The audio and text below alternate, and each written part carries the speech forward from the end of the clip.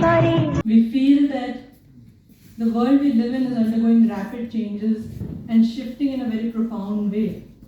There is deep political and social crisis in the West, and on the other hand, Asia is rising. And I think it's evident to everybody in the world that China and India have a huge role to play in this time. China has lifted millions out of deep poverty, and India is poised to do the same. So there's an opening up of world democracy, and there are millions of people who have been in the darker world who are now freed from poverty and illiteracy. And yet our times are steeped in violence and tragedy.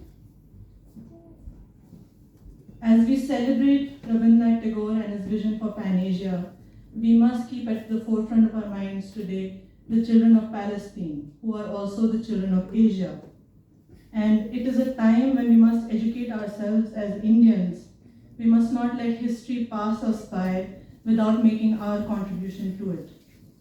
We are also living in a time when the threat of nuclear war, the most horrific of human inventions, looms larger than ever before. The threat of war looms over West Asia, and escalation seems imminent in Eastern Europe. It is in this context that we remember that India and China constitute together 1/3 of the world's population.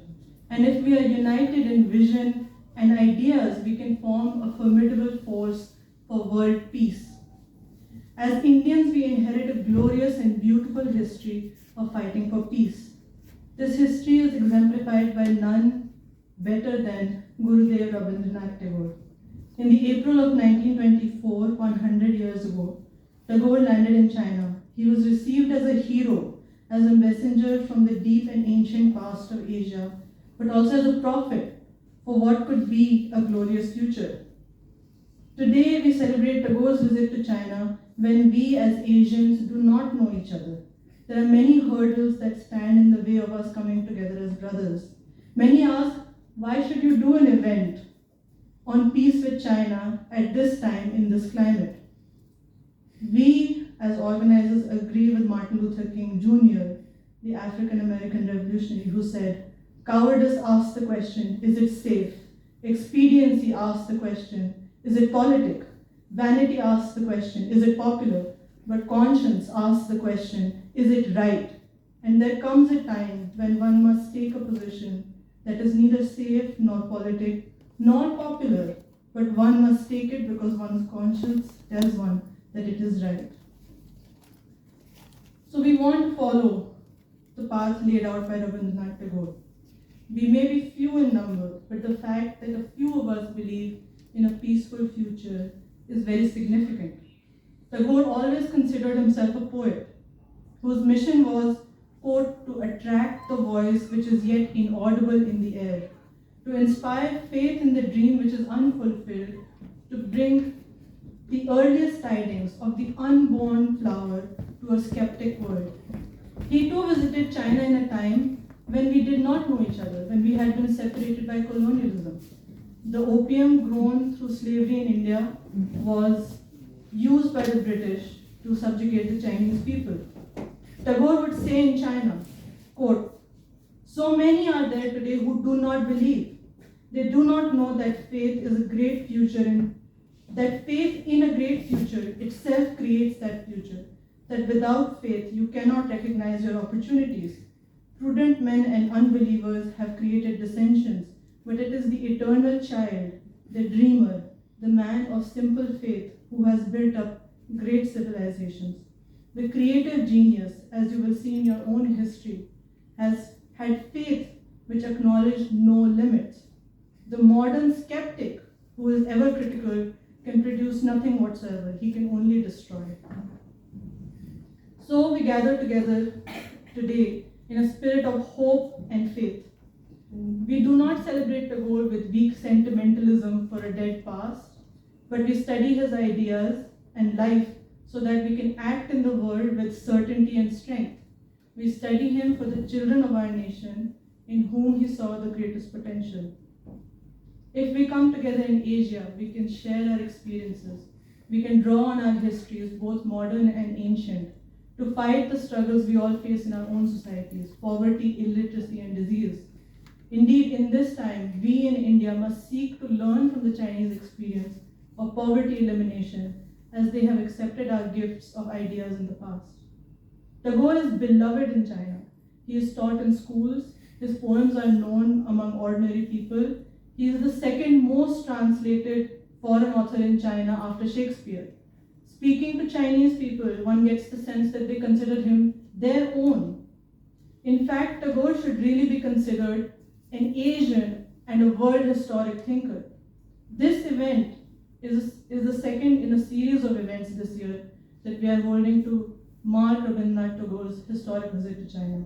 I want to share with you all that there's an extensive exhibit that was put up at the Indian Institute of World Culture 2 weeks ago and will be put up again starting this Tuesday.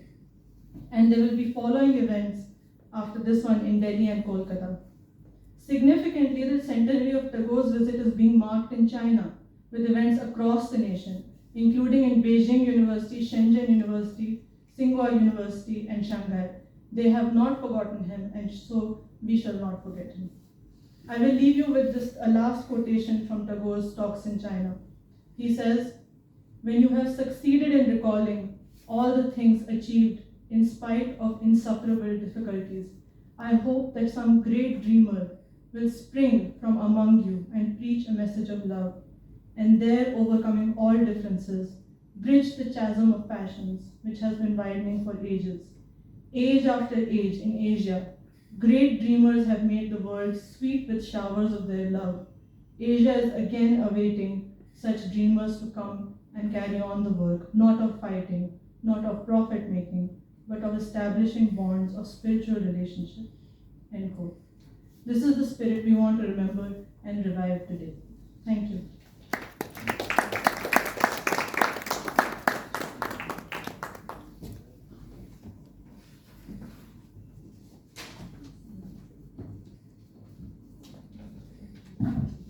Okay, now I'll ask our two panelists, Ms. Achala Moulik and Professor Dasgupta, to please come on the stage.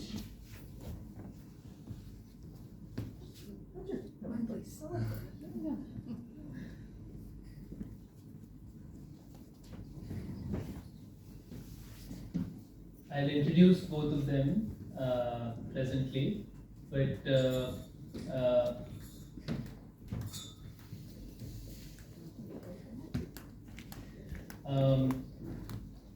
before that, I just wanted to say that this program has been organized jointly by Gandhi Global Family and Seshadaripuram College.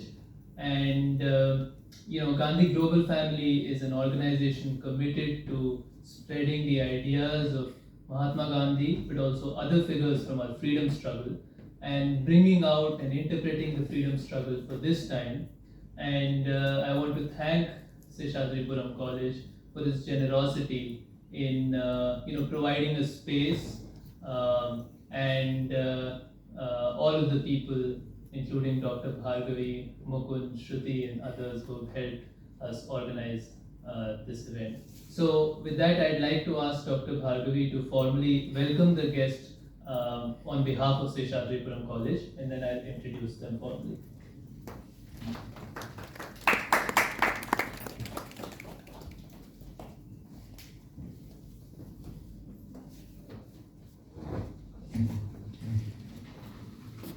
Thank you, Raju.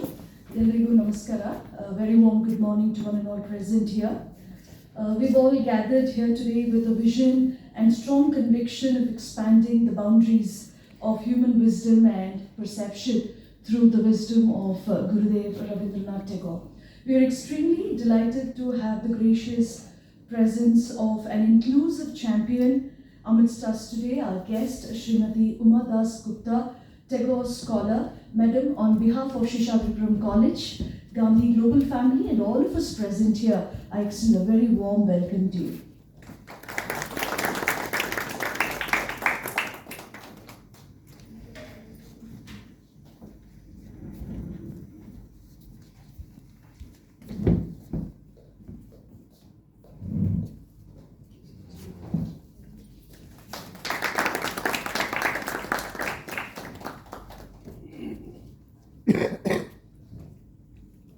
We are delighted to have the presence of a woman who keeps her eyes on the stars and feet on the ground. And that's Srimati Achala Moulik, author and former bureaucrat. Ma'am, thank you so much for joining us today. On behalf of Seshadaripuram Group of Institutions, Gandhi Global Family and all of us present here, I extend a very warm welcome to you.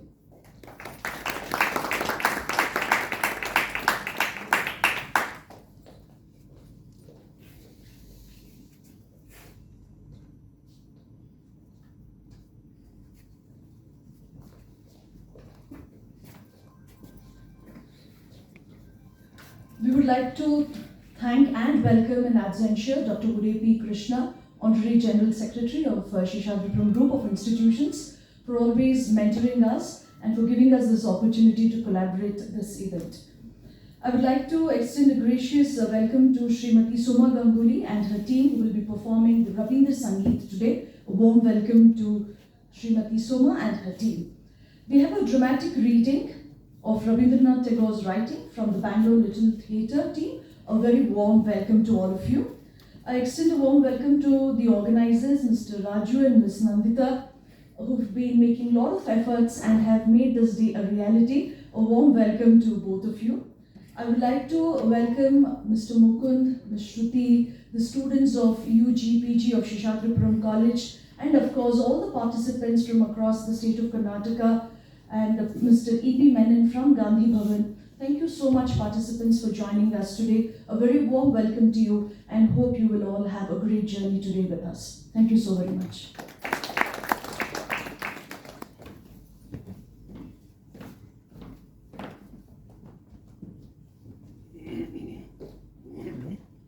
Thank you, Dr. Bhargavi. So we'll now begin our panel discussion, and I'll ask the speakers to make some opening remarks, and then I'll ask them a few questions, and we'd like the audience to comment, ask questions, and speak on this occasion also. Speak as in, give their thoughts on this occasion also. So our two speakers, we have Professor Uma Dasgupta, who has taught at Jadavpur University, Calcutta, and Vishwabharati University, Shanti Niketan, and the Indian Statistical Institute, Calcutta and Delhi. She retired as Professor of Social Sciences in Indian Statistical Institute. She was Editorial Fellow, Center for the Study of Civilizations, Government of India, Delhi, for the project of the History of Indian Science, Philosophy and Culture, and National Fellow at the Indian Institute of Advanced Study, Shimla. Her books include the Oxford India Tagore Selected Writings on Education and Nationalism and a History of Sri Niketan, and she's currently working on a history of Shanti Niketan. And if I could just add, I've been talking to her on the phone and on corresponding with her for some time now, and she has been very, very generous, both in helping us conceptualize this event and making this trip all the way from Kolkata. And even though I'm just getting to know her, I can already see that her human qualities are far beyond the ordinary that one meets in this kind of work. Our second speaker is Ms. Achala Moulik, who is an Indian writer and former bureaucrat who served as Education Secretary to the Government of India. And she was Director General of the Archaeological Survey of India from 1993 to 1994, and Additional Chief Secretary to the Government of Karnataka from May 2000 to June 2001. Achala Moulik received the prestigious Pushkin Medal in 2011 from the Russian President in Moscow. In 2013, she won the Sergei Yesenin Prize for promoting Russian literature. Books include Rabindranath Tagore, Man for All Times, and Dialogues of Civilization, written jointly with her late husband. So I'll now ask the speakers to make their opening remarks. First, perhaps, Professor Dasgupta.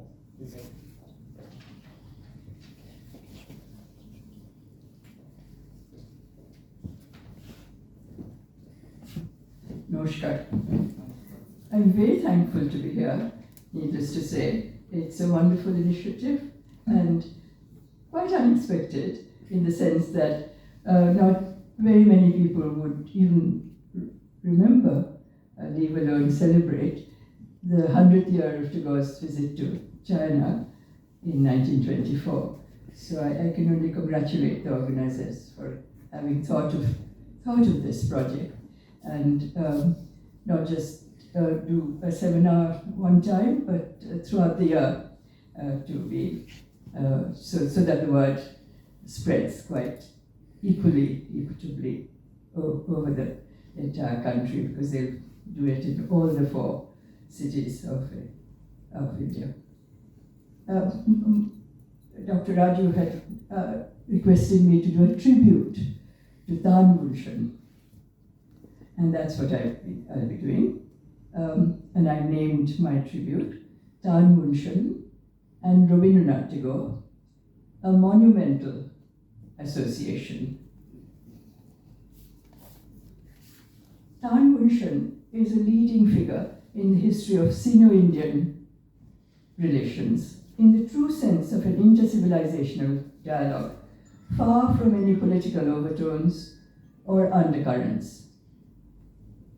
We are especially honoring him, his contributions, in the 100th year of Rabindranath Tagore's visit to China in 1924, because Tan Munshan also became a leading figure in the history of Rabindranath Tagore's Vishwabharati International University at Shantiniketan. It was for the future of this university that Rabindranath Tagore wanted China's cooperation in the modern age. It was his dream to renew the cultural interface between China and India, which had got lost in the centuries after the 5 dynasties of China, 907 to 959, Anno Domini, after death of Christ. As the Gregorian and Julian calendars is how this dating has been done. It was Tan Munshan who translated Tagore's dream into action. Inspired by Tagore and driven by his own very similar inclinations, Tan Munshan gave his life to that endeavor. Of course, this was an altogether different age from that past history of relations between China and India, and therefore the channel of communication sought was through the establishment of historical and cultural studies at a university.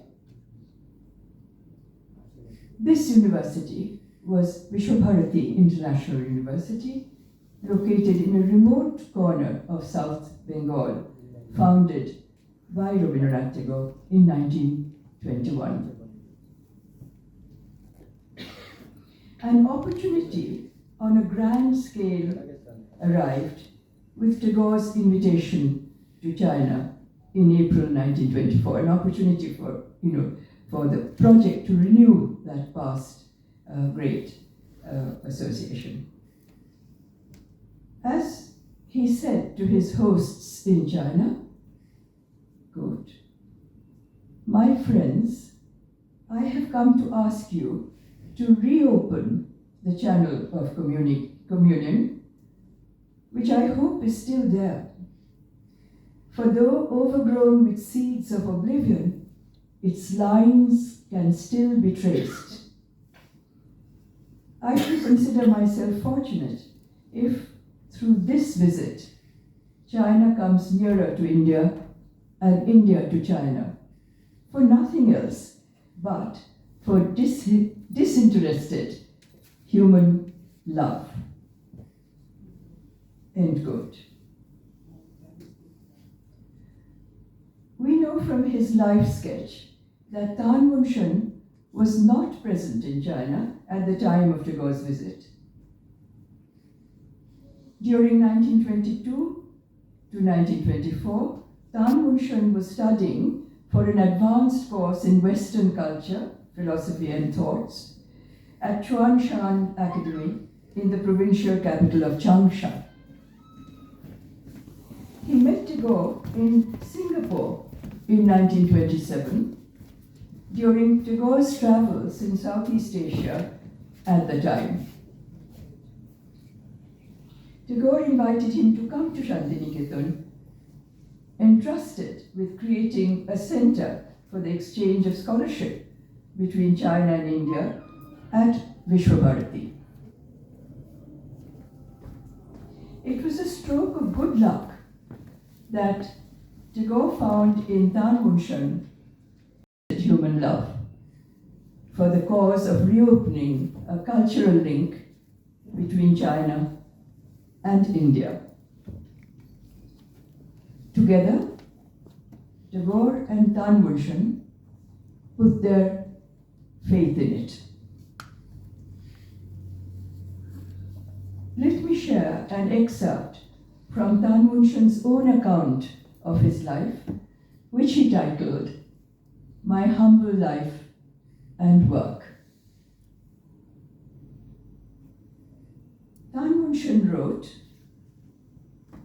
quote, I left China and went to Singapore and to Malaya in the beautiful and flowering spring of 1924 with a heart full of emotions, hopes and prayers of and for the past, present and future, not only of my humble self, but also my country and my people, as well as the whole world and all of mankind.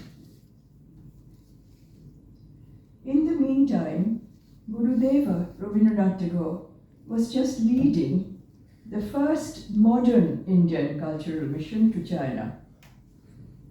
We actually crossed each other on the South China Sea. Here again, it seemed there might be some serious cause behind this fortuity. Continuing the quotation, naturally, I deeply regretted missing that opportunity of seeing Gurudeva and the mission and listening to him and the other members of the mission in my own country. However, I keenly watched all the news about them in China and went through the speeches, addresses, and lectures which Gurudeva and the other members delivered there, and which were published in the Chinese newspapers and magazines. At the same time, I had also read the few translations of Gurudeva's works in Chinese, as well as some of his works in English. All these impressed me and inspired me very much and profoundly. Continuing quotation, it was indeed very fortunate for me to meet Gurudeva for the first time in Singapore in July 1927, when he was on a tour of some of the Southeast Asian countries, including Singapore, Malaya, Penang, Bali, Java, and Siam. When I saw Gurudeva, I immediately felt in him the real representative and symbol of Tien Tu, or heavenly India. On hearing of my wish to visit India and Shantiniketan, very gladly and graciously, he asked me whether I would accept his invitation to teach Chinese at his institution, Vishwabharati, or International University. I mean, Vishwabharati was actually given the name Vishwabharati International University, because that is certainly what it was intended to be. But those two words can actually mean World University or International University. So that's how Tan Mun Shan wrote Vishwabharati, or Vishwa, as in world, we all know, and Bharati, as in learning or university. This was not only an unexpected offer, but a great blessing for me. I naturally accepted it with great pleasure and deep gratitude.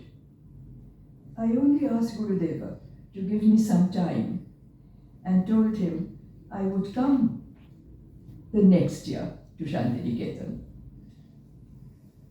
in 1928, for I had started several works which I would not be able to complete now in a short while. He promptly consented, saying, "Yes, you can take your time, but we shall eagerly expect you there as soon as possible." End quotation.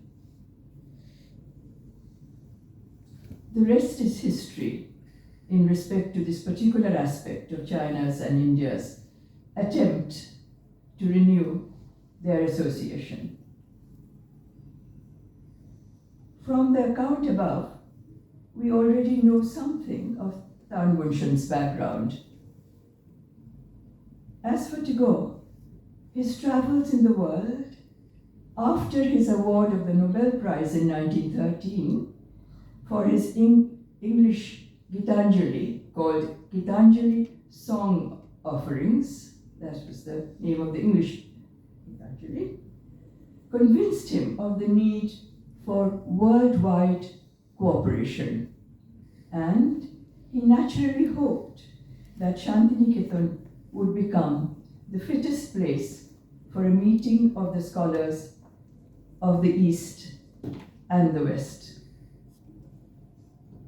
This was the vision of the universal in Rabindranath Tagore, universal in his interpretation of India's history and culture, as well as in his goal of building a bridge between nations.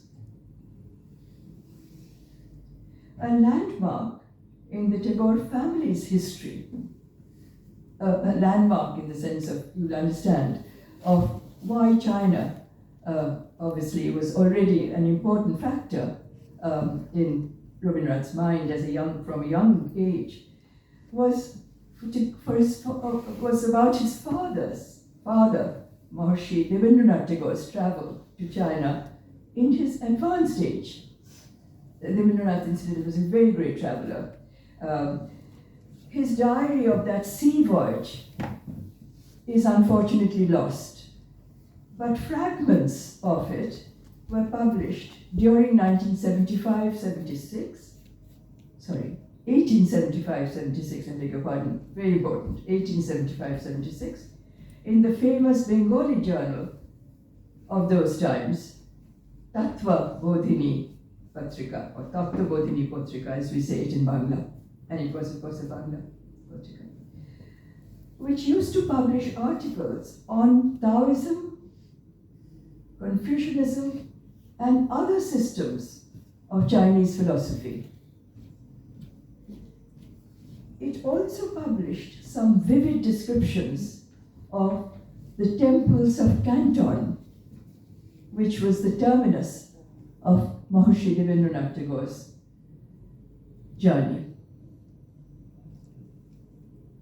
Being 15, 16 years of age by then, and being homeschooled, Tagore could easily have been reading these articles in the Tattva Bodhini Patrika and could naturally have inherited from his father a curiosity and a fascination for Chinese culture.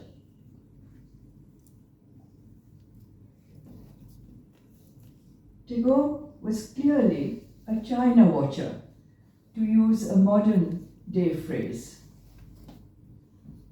The earliest reference specifically to Tagore's interest in Asian affairs was just mentioned in Nandini's introductory comment, in his interest in Asian affairs can be found in the Bengali article he wrote on death traffic in China, in which he protested vigorously against the inhuman opium trade introduced in China by the European merchants. The article was published in 1881 even before the foundation of the Indian National Congress.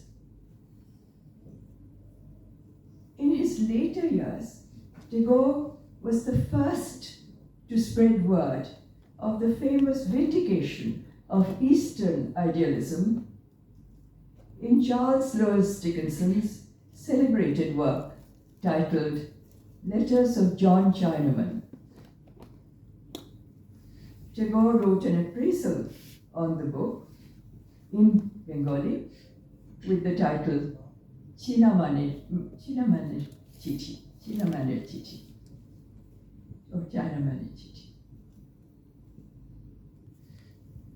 The Republic of China was established in 1911, and in 1913, Tagore won his Nobel Prize in Literature for the English version of the Gitanjali, titled Gitanjali's Song Offerings. This was the first time that not just an Indian, but an Asian citizen had become a Nobel laureate.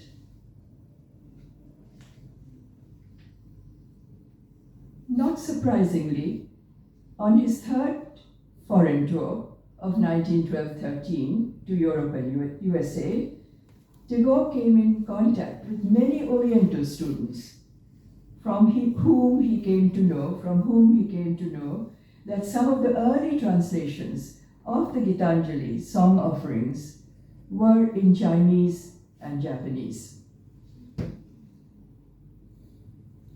In 1916, Tagore went to Japan and to America. He suffered humiliation from the Japanese for his trenchant criticism of the nationalistic chauvinism which was the cause of the First World War. Tagore was a most outspoken person and therefore stood alone in his life to do all the work that he did.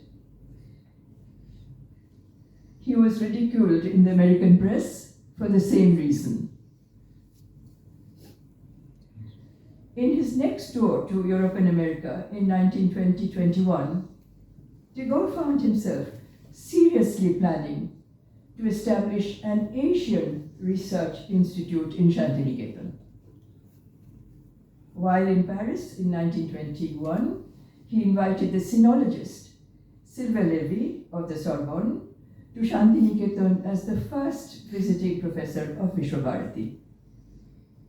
Headed by Professor Lévy, Vishwabharati's Department of Sino-Indian Studies was the first institute of Asian culture to develop under the joint collaboration of the scholars from the East and the West, which was Vishwabharati's goal. Once Tanmunshan came to Shantiniketan in 1928 and stayed for 2 years at a stretch, he and Tagore got down to prolonged discussions over ways and means to establish a permanent hall for Chinese studies. In 1930, Tanmunshan went to Singapore and Burma and Tibet to raise funds for the project. He then went to China. In 1933, the China chapter of the Sino-Indian Cultural Society was established in Nanjing with Tanmunshan as its first secretary. Tagore was delighted with this progress. In the following year of 1934, Tanmunshan returned to Shantiniketan and established the India chapter of the Sino-Indian Cultural Society, with Tagore as president. Soon afterwards, Tanmunshan returned to China to raise funds for the remaining task of the construction of the China Hall, the permanent China Hall, or Chino Bhavano, and to obtain books for its research activities. Tanmunshan succeeded in obtaining rupees 50,000 in money and 100,000 books for Vishwabharati's Hall of Chinese Studies with a library. Chino Bhavano was thus inaugurated on 14 April 1937.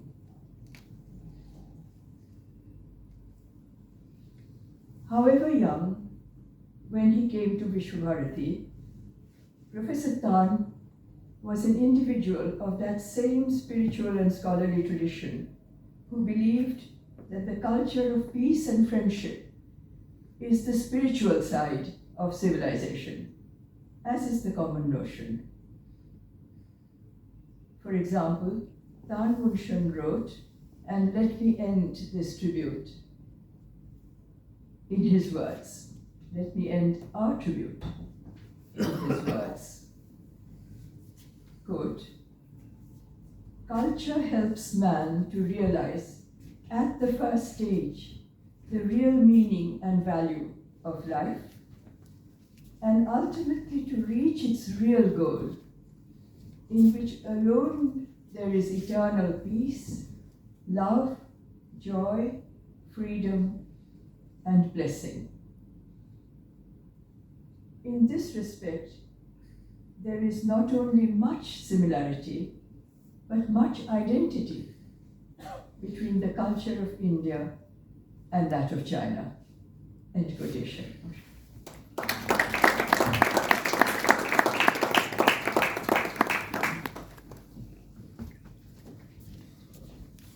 Thank you very much, Professor Dasgupta. And by the way, so on our banner we have Tanyun Shan on one side and Tagore's A Visit to China on the other side, the figure that she talked about. Now I'd like to invite Ms. Achala Moulik to make her initial.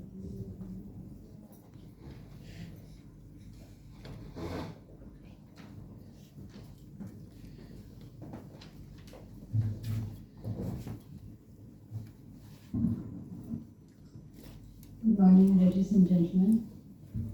I'm very grateful to this organization, Raju and Nandita, who have organized this meeting, this event to remember and commemorate Gurudev's visit to China. Professor Dasgupta has spoken extensively on the connection between India and China, and she's a Tagore scholar, so I will just speak generally about Rabindranath and his message. I wrote a book, published a book on his 150th anniversary, in which I'm a layman. I write about biographies of some great literatures. And what struck me was, as all of you will know, that he was not just a poet, a great poet, Nobel Prize winner, who enchanted the world with his verses, and the group of English people who were read the first translation of Gurudev's Gitanjali in 1912, Sir Rothenstein, Ezra Pound, they all decided this was a unique piece of poetry. When it was sent to Stockholm, the person who was secretary of the Nobel Committee said, it's after such a long time that we are reading something so unique, so fresh, and so inspiring. He said it's like a fountain from a clear spring that we are seeing. So Rabindranath became well known, and I think we can say with some pride, great pride in fact, that he was probably the greatest ambassador of modern India, even in the days before independence. And in my chapter on him, I've written in my book various aspects of Gurudev. And it's amazing that in one life, one individual could be so many things. Poet, short storyteller, musician, social reformer, rural reconstruction, and a wayfarer. And finally, I think what struck me and struck a great chord in many of us is that he was a rebel par excellence. He never, what Raju said, the conscience, is it right? He never veered away from the truth, even if it was unpopular, even if it was dangerous. I think this is a message which all of us, especially young people, should remember today. Not to shy away from taking a stand which you believe to be the truth, and which takes civilization forward. So he had written that those who are able to stand up for their beliefs take civilization forward. And that is how it progresses with the ideals and the courage of human beings. They don't have to be poets, they don't have to be great statesmen or Nobel Prize winner, they just have to be ordinary men and women with pure conscience. Now, Tagore, related to this, his visit to China, was that Gurudev was a great traveler. In 1955, he traveled all over Europe, and he was welcomed there, especially after getting the Nobel Prize. Europeans were enchanted by his works, and immediately translations began in various languages. And my father, who was a student and then a teacher at Rome University, was asked to be one of the later translations of Gitanjali. He, of course, went to the West. He wanted to discover the West. He had gone to England as a student, 18-year-old student, when his brother Satyendranath Tagore was in the ICS. And it gives me a great thrill to say that he studied at University College, which was where I took my economics degree. And in 1961, I had just entered University College, and I went to the head of the university and I said, I hope you are having preparations for his centenary. So he said, look, young lady, we don't need to be told about Rabindranath Tagore. We are going to do a marvelous centenary celebration, and they put up a huge plaque there, and that this is where he studied. But that apart, he was a great Asian, and this is where the words of Alexander Pushkin come to me when I was writing Gurudev's biography, that the poet is also a prophet, and his words ring across the sky, across ages. Rabindranath Tagore grew up in a very cosmopolitan, sophisticated, affluent Bengal. The Tagore family was at the helm of what we call the Indian Renaissance.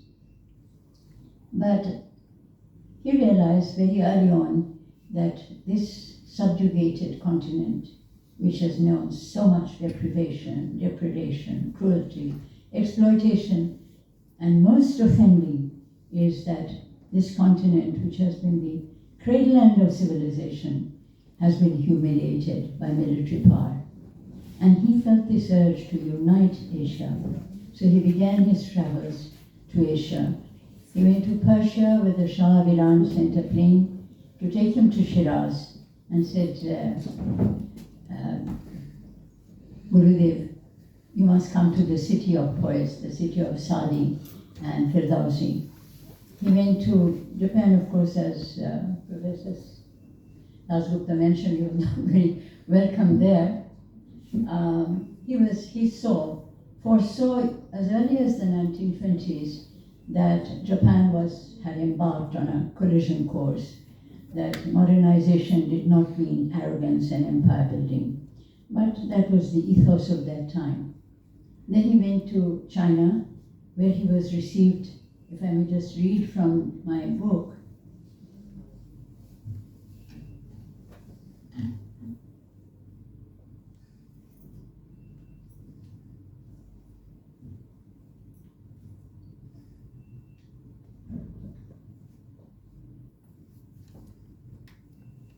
In 1922, Rabindranath went to Sri Lanka, where he gave lectures. But most heartwarming was his visit to China in 1924 on receipt of invitation from Yang Chi Chao. He was accompanied by a few friends from Shantiniketan. All along the way in Rangoon, Penang, Singapore and Kuala Lumpur, the poet received tumultuous welcome. Sun Yat-sen, the then head of the Chinese government, sent a letter of welcome. Rabindranath gave speeches that dwelt on the ancient links between India and China. At Shanghai, Nanking, Beijing, the poet criticized the rising threat of violence in the world. To the delight of the Chinese people, he condemned Japan's new imperialist mood. Representatives from 25 institutions met Rabindranath And the Tagore Reception Committee organized receptions and meetings where he spoke on the future role of Asia in the forthcoming age. There was a great conference in 1955 at Bandung, in which the leaders of the non-aligned world, headed by our great Pandit Nehru, Abdul Gamal Nasser, Marshal Tito, and Chinese representative, they all got together to discuss the future of Asia. And they all stressed the impetus that they did not wish to be caught in the Cold War. Now, this vision of the non-Western world, of course, Africa was also included, Mr. Nkrumah King. This was a formidable challenge to the Western powers. Strangely enough, the Soviet Union welcomed them. With their great diplomacy, they sent their top leaders wishing the conference well and saying that we welcome the non-aligned world. We'll be very happy if the resurgent nations of Asia and Africa keep away from the turmoil of the Cold War. The Americans, with their usual heavy-handedness, John Foster Dulles said this is anti-Western. It was not anti-Western. It was a continent, representatives of a continent, two continents, even Latin America, which had suffered under colonial rule. Now, this spirit of Bandung was foreseen by Rabindranath Tagore when he made his visits all over Asia, and China was, of course, the greatest one. And from what I hear, my father had a Chinese friend in the same journalist world. He was representative of Xinhua. He said, no Indian has received such a tumultuous welcome as did Rabindranath Tagore in China. Not even during that great visit, organized visit, when Panditji went to China, and of course that was the great effulgence of Hindi Chiming Hai Bhai, which became sour, unfortunately, not at the fault of India, but the Chinese. So he was a prophet who saw this. And now, as Nandita has mentioned, Asia is once more on the path of resurgence. Power, economic power, political power. But what should be remembered, and if Gurudev was here, I think he would like us to remember, that it is not economic power, it is not the global influence, the military power, which will sustain the spirit of Asia. It is the fact that it's been the cradle land of great religions, great civilizations, and it is this bond which should be nurtured by Asian countries, and in which India should play a leading part, having been at the helm of civilizational impact. So today we pay homage to Gurudev, and I want to leave with a quotation from one of my favorite historians, Will Durant, who wrote, when he was writing about Dante, the great poet of Italy, that long after the dust and debris of political events, victories, conquests, warfare have been forgotten, the words of the poet will remain and echo across the sky. And I think this is what Gurudev has done. Thank you.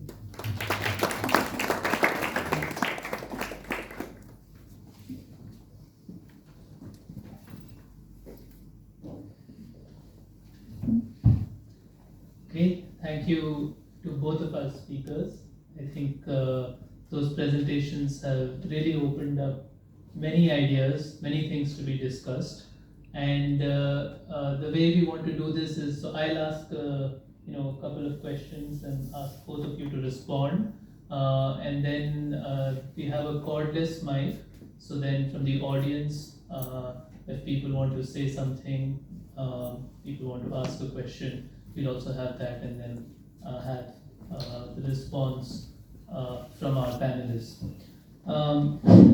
The first thing that I wanted to ask both of you, because this is about Rabindranath Tagore's trip to China, both of you talked about it, and I think for a lot of us, and especially a generation which has not seen that era of a high point of relationships between India and China that you talked about, but has rather just seen, the lower ebbs. A lot of us feel that, a lot of people feel, I think, that India and China have had a difficult relationship. And even when we do this, there are always a lot of skeptics and naysayers who don't think that this relationship can become better.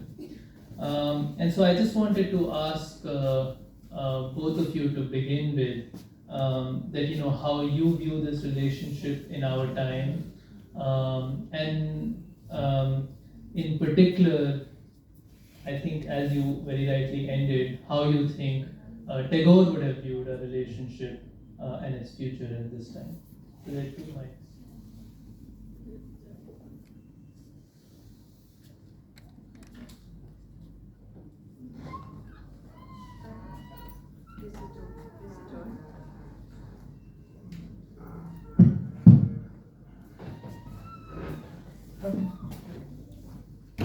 I sort of begin by saying that I think China had great respect for India from the past. As we all know, Buddhism traveled to China and many other countries of Southeast Asia from India. So India was a great source of religious and spiritual inspiration for China in the past. However, as far as I've understood from my readings of history, since I'm a history teacher, during colonial times and because of British subjugation of India, I think that the Chinese lost a lot of respect for India. Not for, I suppose, any fault of India's, but I think they saw that this was not a country that they wanted to associate with. That's where I think the problem may have started in the past. I don't know very much about it. Achala Moulik has been, of course, in a sense, in international relations to some more extent than I have been. Obviously, I haven't studied international relations. I've studied Tagore's great vision to bring the world closer. But I'm not absolutely sure that China-India relations mean anything more today than perhaps any other country, except perhaps for some of the Western countries. Like we all know that India wants a very close tie, as to the extent possible, with the US. We all know that trade, globalism, which is basically all about international trade and opening up trade, the trade of the countries, not so much for bringing the people closer, but there's always, obviously, there's always a fallout in these things. So the opening of trade, and that's the thrust today. That is probably the main thing that rules the world today, as far as I understood, and China is as much in it. China and India are as much in it, I guess, than any other country. So that's basically what I have to say. I think that no human relation are permanent and static, except perhaps between parents and children, between friends, between communities. And if you look at the events of the past 50, 60 years, you can see so many changes taking place. England and Germany were at war. They fought 2 vicious, bloody wars, which took away their claim to be civilizations. Terrible things they did. And America and Japan. When my father was posted in Japan, he used to ask, it was the first embassy, and he used to ask his Japanese friends, because he spoke Japan, and I think when the Japanese heard that he was one of the associates of Subhash Chandra Bose, they opened up to him. And look, today America, the country which incinerated 2 of their cities in 5 minutes, killed 275,000 people in 5 minutes. I think Indians would not have forgiven such a crime. No, Japanese, fine, now they're great friends, and Japan is ganging up with America against China, against Russia, who has never had any war with Japan. Right till the Second World War, Russia did not declare war on Japan. They condemned Hiroshima and Nagasaki. But today they're great friends. And then China and America. I grew up at a time when we were in America when the real bitter feud started with China. And the Americans felt that India, they used to say that India should be very careful of China when our relations were blossoming. And then China and America became great friends in 1971. Nixon went to Beijing and was received well. Kissinger brought about, of course, with the astute diplomacy of Pakistan. They brought them together. I think maybe in a relationship, I forget the person who said it, nothing brings people closer than a common enemy. It's not love which makes people come closer. And China had common purpose with America at that time, because they were fighting Russia on the Ussuri River. And in 1969-70, they almost came to a nuclear showdown on a silly border, and they aligned with America. Today they're again at loggerheads, and Antony Blinken made such a silly remark that when he went to China, I don't know why he goes strutting up and down, achieves nothing. He said that China is helping Russia and Ukraine. Yes, of course. So I think the initiative has to be taken on both sides. Because China and Asia, as Ranjita pointed out, it is practically half the world's population. We have so much in common. And India has so much to learn from China on the elevation of poverty, of discipline. So I think it depends on the initiative of China rather than India, because India has never been an aggressor. We have always been against, we've been the victims of aggression, never. So it is up to them, and hopefully China will realize that India is a safer friend than these, temporary friends. Okay, so I'll just ask one more question and then I'll open it up to the audience. And this one I wanted to ask about, since we're an educational institution, and education was very, very important for Rabindranath Tagore.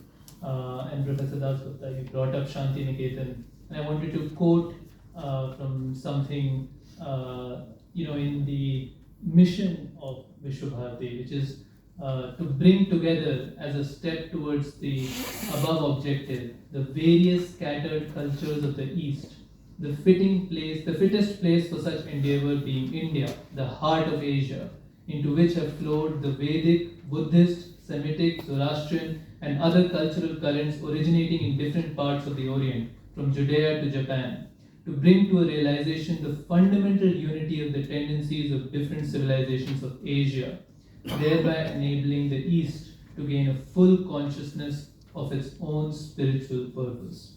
And I just wanted to get your thoughts on what you think was meant by the fundamental unity, the tendencies of different civilizations of Asia, and how education and how Rabindranath Tagore saw education as a way to build towards that unity.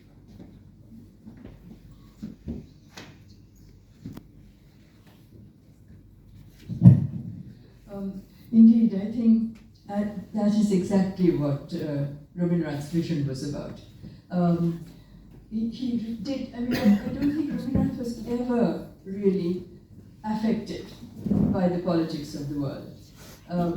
As I already said, he stood alone, and he stood alone because he did not think that politics would bring the world closer. He thought culture, civilizations, because he was completely dedicated to the historical fact that India was made up of many streams of civilization. That was fundamental to his thinking, both in this vision of bringing the world closer, and both in his vision of what India's history meant to him, how important it was, this factor. And although he always said that India had a strong race problem, we shouldn't deny that, and that race problem was probably never resolved, and it's still not resolved, but he always thought that because of this underlying important history, that India was made up of streams, different streams of civilization, that there was a consciousness, and our medieval saints, for example, built on that consciousness to bring people closer, to bring religions closer. And that was really what Rabindranath's educational ideas was based on, and he wanted it to start right from the beginning. So he started this little school in Shanti, Subbaraman came much later, the university, because he thought unless one brings a consciousness to children that the world is made up of neighborhoods and diverse peoples, and it is important to recognize that we are part of that neighborhood, that education has to begin, this kind of education of really bringing human beings closer, not by means of being conscious about different races, was at the base of his ideas of a school, and this is why he made it a residential school. Shanti was a residential school entirely, because he thought that unless it is given through a complete education, a holistic education, it would probably never happen, because obviously of our underlying race problem, however much our history was all about different streams of civilizations, and he thought children would never quite learn unless they were kind of taught this, not in the classrooms, but through the educational ideas that the world is a neighborhood, the world is not a divided place.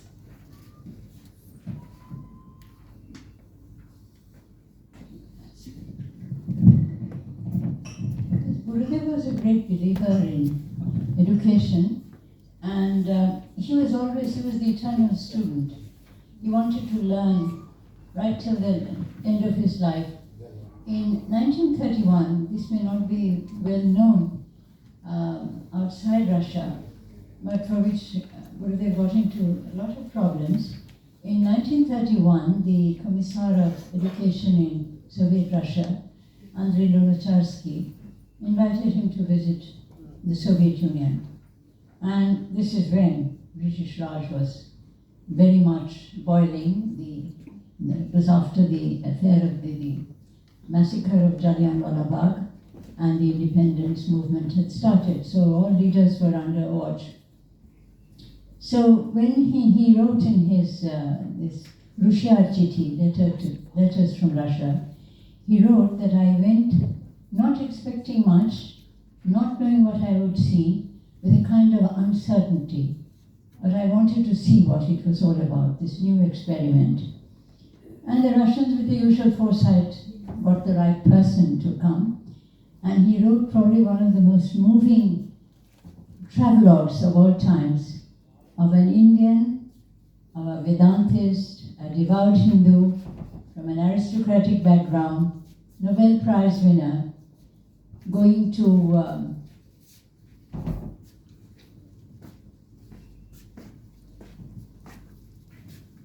Soviet Russia. And Soviet Russia was fighting the entire world then, the Western world, not the non-Western world. And there he wanted to learn how Russia, and it begins by saying, I'm amazed that in a decade they have removed the tyranny and backwardness of a millennium. And he went all over Russia to see what were the developments. He visited collective farms, especially collective farms, which were so much reviled by the West, children's education, Bolshoi Valley. So he was the eternal student who believed to the last day of learning. And everywhere he went, he wanted to know about the culture, and he believed in the civilizational ties between various countries. At the same time, this phrase which was there, unity in diversity, Gurudev had actually showed it in his poem, Bharat, the seashore of humanity, where he recites all the races which have come to India, who came and who never went back, and who left their imprint here.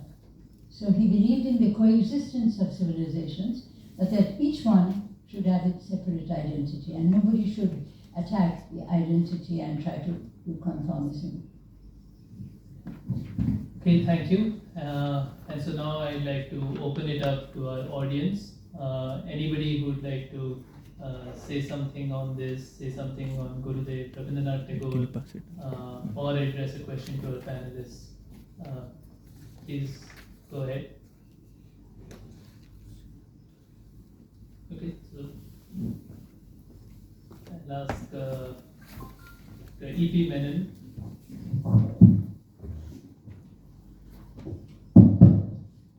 I'm delighted. The very title that we have given there, Spirit of Asia and Human Future. There's a big task we have today. We are here to think about it. Yesterday, I remember two things. One line from Tagore's poem. यदि तोरे डाक सुने के buna आसे तो बे एक चलो रे.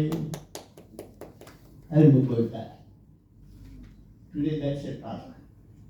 Then I remembered a 35-year-old simple driver in Bijan, 6th of November 2018, 19, 5 years ago. 10 o'clock in the morning, I landed in Beijing. It was very bright sunshine. I was wearing white shirt. A simple 35-year-old driver who came to pick me up. He said, "Don't you feel cold?" I said, "No, I'm really happy. Nice sunshine." He didn't believe me. He took his red fluffy coat and gave it to me. "You must put it. You must be happy in China." I took it. I wanted to make him happy. 10 days later, when I was leaving India, I want to give it back to him. He will not take it. He said, "This is a symbol of future of India-China relation." The driver telling me on 6th of November. And that is the task we have today. We heard very bright explanation from two thinkers. What's our task? That's my question today. Yesterday, a very good newspaper report. The President of China, Mr. Xi, telling the Defense Secretary, the Foreign Minister of Russia, Blinken, yesterday, Foreign Minister of that we need to stop this confrontational politics. What we need is cooperation of politics. Cooperation, mutual understanding, stop confrontation. This is the task we have now to do tomorrow. So, one point I want to make. Yesterday I wrote a letter to a person called Hillary Clinton. I made a suggestion. You made a campaign now. Hillary has started a campaign. Forward together. 2 words. Forward together. We look at the past a lot. But what we need to do, forward together. So I wrote to her. Greatest message is for 22nd century. Forward together. But I want to add something to that. GRIP. I said that yesterday in a letter. What is this global revolutionary initiative for peace? GRIP. Here is Mr. Bhaskar sitting here for the last so many years struggling hard between India-China relations. And today you have started the Pan-Asian vision. Let's mix all these together. Bring these powers together. And both of you, Ranjita and Raji, have worked so much to create this opportunity for all of us. And today is an education for us. Let's bring together, forward together, great revolutionary initiative together with India and China. That message the driver gave me on, I don't know, okay, India and China, greatest civilization work. Together we can do it, or we will self-destroy all of us in the next 20-25 years. Thank you. Thank you. Anybody else would like to? Okay, so it's open, but meanwhile I'll say, put one more question that actually came to me, Ms. Moulik, in your presentation, because you were talking about Rabindranath Tagore's relationship with Japan, and I guess you also brought it up. And in this question that we are faced today, question of modernity, because for so long modernity has been understood as something that the West went through. The Western nations became modern. And now it's been 100 years after that trip, and I feel that our nations and our civilizations are becoming modern in a sense. When Tagore visited China, there were, as you were mentioning, a few people who were unhappy, and they said that they even opposed his visit, saying that what we want is science and democracy, and not these ancient ideas. And in reply, what Tagore said was, he said, all great human movements in the world are related to some great idea. The impertinence of material things is extremely old. The revelation of spirit in man is truly modern. I am on its side, for I am modern. I have my right as a revolutionary to carry the flag of freedom of spirit into the shrine of your idols, material power and accumulation. And so, I wanted to ask you about, Tagore's ideas and philosophies in the context of our modern age. Something that you were saying about Japan, how he felt that Japan was going in the wrong direction and criticized it. And wondered if you had some thoughts on, particularly for our time, as these Asian economies are coming up, what is the relevance? How do we think about Tagore's ideas?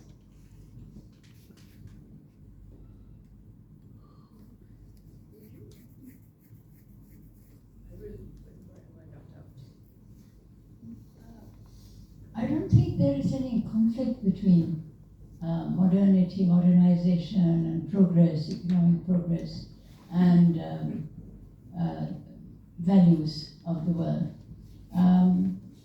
Take one example of a country which became very rich, Italy, because of the bankers, the breakdown of the medieval system. And it was that prosperity, commercial prosperity, which produced the Italian Renaissance. The same with France. The poorer countries did not produce this kind of cultural resurgence. So cultural effulgence is not, it's not that you have material progress and versus, both can coexist together. And this is seen even in modern countries. Russia, for instance, it's after Russia became a superpower that her civilization, her culture, of course, 19th century Russian literature was known to Europe, but it's after she became a superpower with prosperity, with state-funded thing, that the world came to know of her dancing, her singing, her theatres, and the literature. So there is no contradiction as such between the two. I don't think Gurudev would have, I don't think he glorified poverty and asceticism and all that. In fact, one line of Gurudev, which is very, very pertinent in an age when we have to put up with sannyasis, is that I will not find my salvation in the robes in saffron robes. I will find my salvation in 1,000 bonds of delight. And in Bengali it sounds even better. So he found that the material world, the cultural world could exist in great happiness together.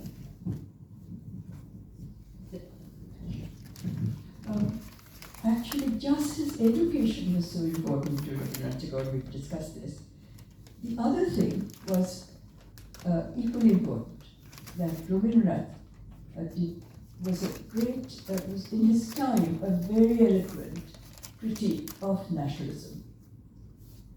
And this is where he was upset, literally upset over Japan, because otherwise he had great feelings for Japanese art, Japanese culture, the aestheticism of Japan. But when Japan actually attacked China, that is when Tagore thought that, this is not done. And he protested.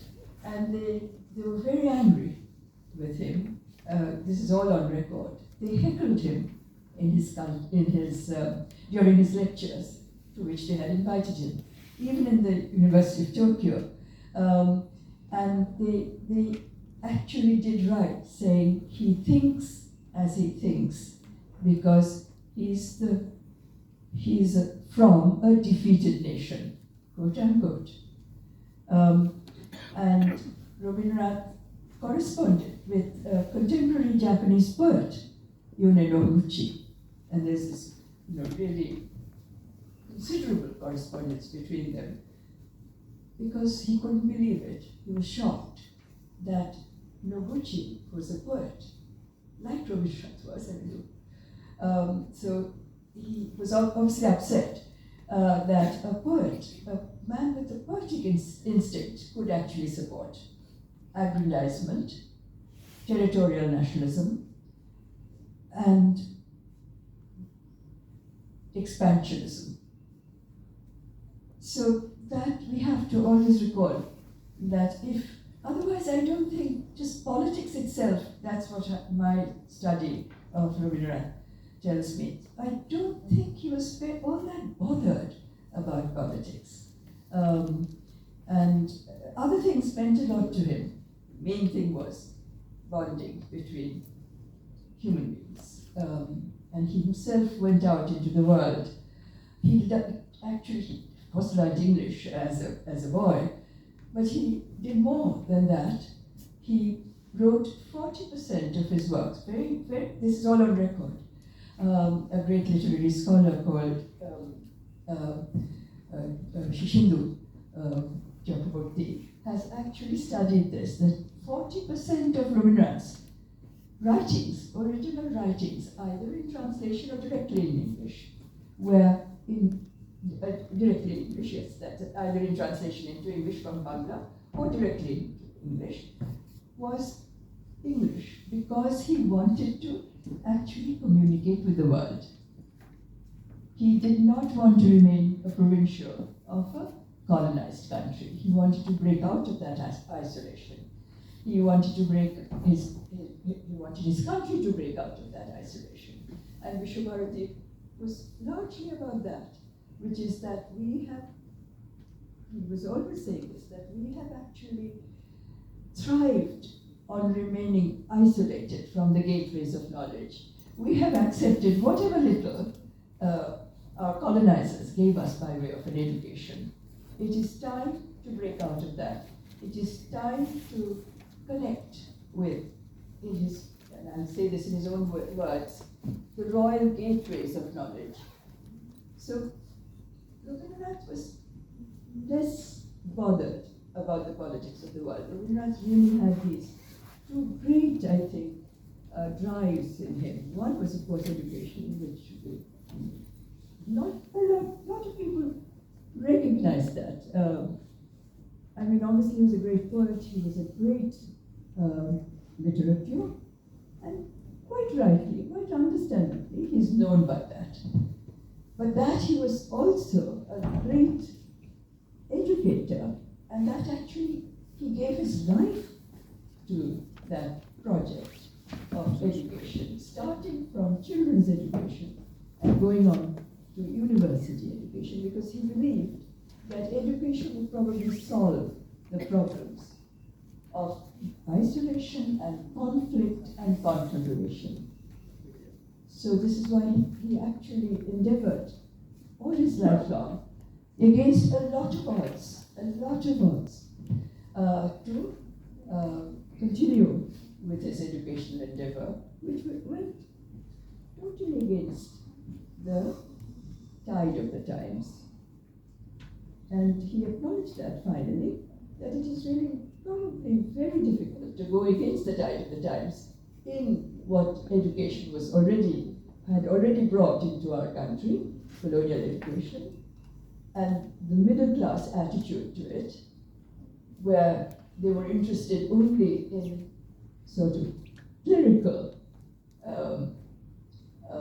achievements and had no interest in the tiller of the soil, in the potter, in the oil grinder. They knew nothing about it. They learned ethnology from Western books, when ethnological life was going on all around us. So he recognized, but he didn't give it up. He did not ever give up his education project. That and being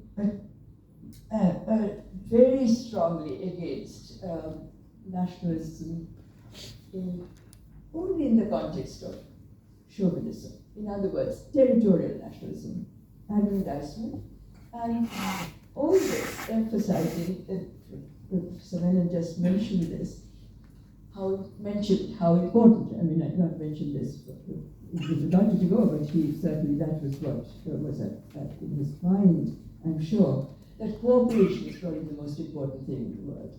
And that is what Rabindranath was also doing. In fact, Vishwabharati, which was all about cooperation with the world, was started in the midst of this very popular movement of non-cooperation by Gandhi. And Tagore had the greatest respect for Gandhi, greatest love. They were profoundly alike, although people probably think of them as profoundly unlike because they debated in public. Of course they would debate in public because they said things that they believed in. And you don't have to agree with everything between one another. If you can explain why you believe what you believe. And Gandhi was exactly the same. Exactly the same. I mean, Gandhi wouldn't ever say anything that he didn't believe in, so what's wrong with that? And he said to Gandhiji, we have had enough non-cooperation. Let us think of cooperation. And those were the important things, two probably driving forces in Rabindranath. Besides, of course, what we know about him, which was, of course, and he always said, I'm first and foremost a poet. Achala mentioned it in her own way. So he believed that he was first and foremost a poet, but that didn't take away from what he believed was essential for his country's future, which was a holistic education, starting from childhood, in believing that the world is made up of diverse peoples, but they are all our neighbors. They're not enemies. And the way to achieve this was to break down nationalist chauvinism, which was to completely concentrate on your own nation and what you can do with expanding that nation territorially, which is what war and conflict are about. Thank you. Just to go back on what Professor Dasgupta said, that Japan insulted India by saying, what would you know, because you are a subjugated nation. And then in 1953, it is such an irony that when the peace treaty with Japan was signed between USA and the Western powers in Japan in San Francisco, it is poor, once subjugated India who refused to sign the peace treaty, and Pandit Nehru gave a wonderful denunciation of the peace treaty, saying this is not peace treaty, this is a treaty, and he used the word of subjugation. So how things come round, and the Japanese government thanked him. And my father was there in Tokyo. They said, nobody has stood by us. Nobody has condemned Hiroshima and Nagasaki as have Indians. So you see, it was kind of historical revenge for the insult. Okay, I think we're out of time, but we'll have some Oh, go ahead. Yes, please.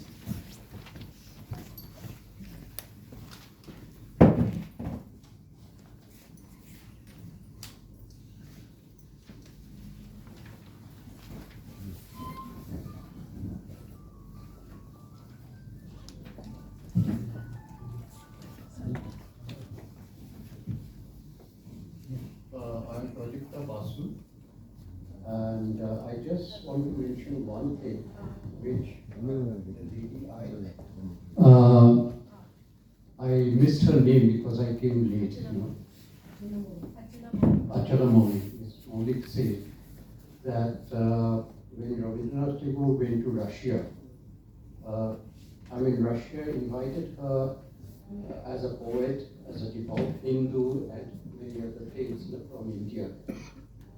This devout Hindu, I just have a little bit of doubt in the sense it can be interpreted as a conventional Hinduism that we see in India nowadays, mixed with all sorts of things here. But he was not that. I just wanted to point out that. In fact, he was a Brahmo, which was derived from Hinduism, as learned ladies must be knowing here.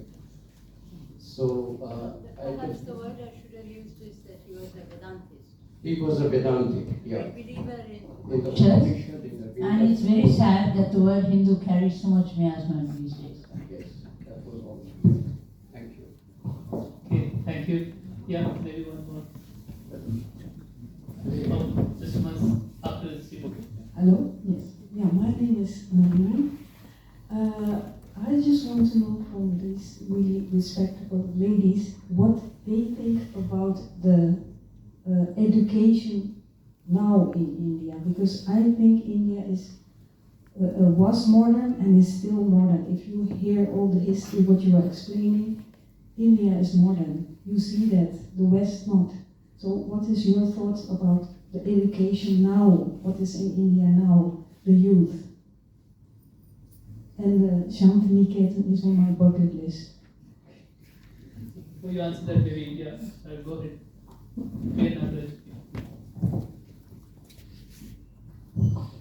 Well, recently I was reading what Tagore wrote about Japanese occupation of China. In 1940, he has written, say, 2 or 3 notes or write-ups. Well, I was just thinking, say, about what is happening in Palestine. Because, say, we have to, from that human future, we have to come to the present, the darkest forces, say, operating in the world, and how all of us should stand up against it. Thank you. Anybody else would like to say, then I just ask them to make it. Okay, then maybe you can just. May I ask a question? Well, another thing, say his speeches in China has been translated into Kannada. For anybody who is interested, say it is published by Now Karnataka. Okay. That's a simple question. In today's high-tech civilization, today, so many visionaries are coming up all over the world, visionaries. At the same time, victims are increasing. Victims on one side, visionaries on the other side. Here is a victim sitting here. She can tell what kind of victim. How do you deal with this high-tech civilization creating victims every day? Okay, so I'll just ask you to make, I guess, respond to this and make your final. Sure, I got your question correctly. Tell you about modernism. What did you mean? Sir, ma'am, my name is Saroja. I am I have an NGO regarding human rights. So, in the name of artificial intelligence, face recognition, making them very small and minute, surveillance devices have increased. With that, the government or whatever, they are able to place you inside your house, just like the phone. They will cast some radio frequency to your brain that communicates with your own brain. So they can incapacitate you, or they can activate, and they can do a lot of things. that violates the human rights, and our government has not addressed it. United Nations has addressed somewhat a little bit. There is a lot of inventions going on in the medical community, but they are not letting it out. But they're using it. It's happening all over the world. So that's the kind we are talking about. Meaning they. Sorry to interrupt, but since we're a little bit outside of the. Oh, sure. Yeah, so maybe we can just. We are also a little out of time, so we can just ask them to finish. So I think the question is about artificial intelligence and high-tech civilization. No, yes, I do. You mentioned Rabindranath Tagore had a holistic approach to education. So what are your thoughts about education now in India?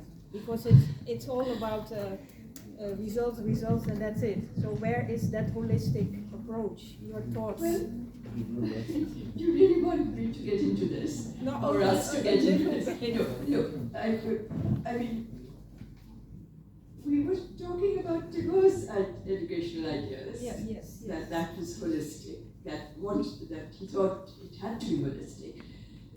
And in today's education, if people don't believe in it, they won't do it.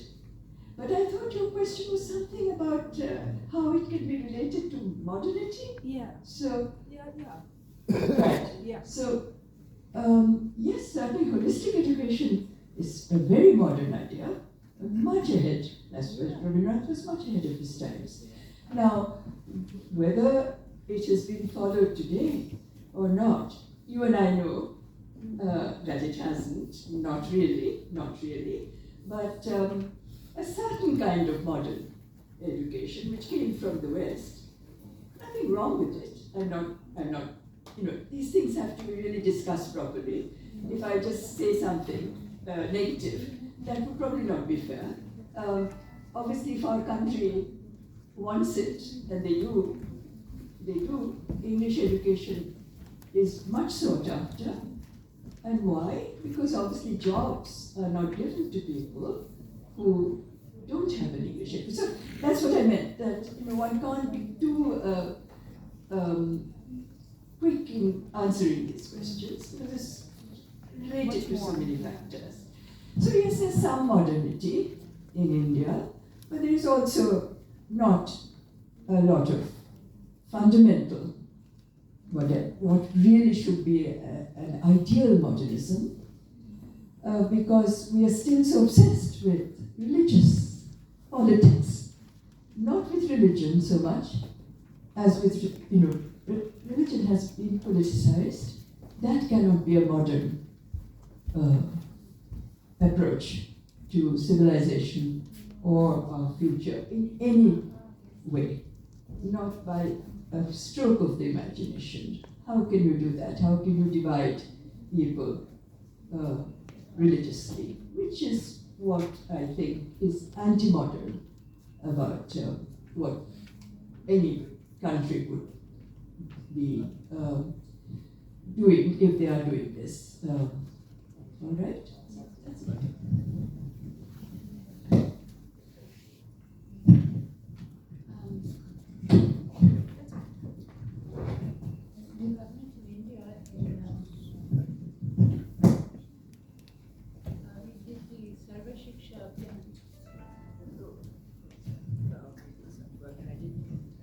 And that was a vision of universalization of education, bringing in all the aspects of education programs and policies in this project. And this was in 2001. I was then Education Secretary. So we tried to make a national project in which from the age of 5, a child would be entitled to free education till the age of 16, so right up to school. And the curriculum was by and large very rational and as scientific, rooted in Indian values at the same time with modernity in its aspect. After that, what happens is known to all, so I won't comment on it, but the education certainly has changed its flavor in the last few years. Okay, well, thank you very much. So I want to thank our panelists again for their presentations. And thank you all for participating. So we have some snacks outside and some tea. So please help yourself. And then we'll return for the cultural section of the program, where there will be a dramatic reading from Rabindranath Tagore's works. There will be some Rabindra Sangeet. So please join us for the cultural section of the program, which is how we'll end today. For now, we'll take a small break and there's snacks outside. Thank you. Culture. And the first part is going to be a dramatic reading of from Rabindranath Tagore's works. To begin with, I'd ask Vijay Padaki, who's a theatre educator based in Bangalore. So he has won 2 caps in his life. So he was part of the founding faculty of IIM Bangalore. He has been associated with Bangalore Little Theatre from the inception. And he is committed to dissemination in theatre. And he has a long record of writing and training. And he is responsible for several long-term thrusts of Bangalore Little Theatre, including the Education Enrichment Program. And he has written over 50 original plays in English.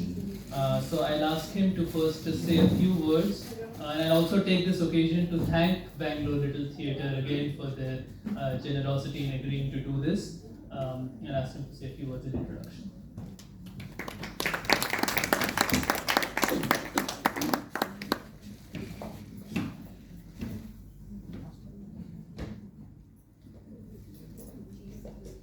Namaskaram. Good afternoon.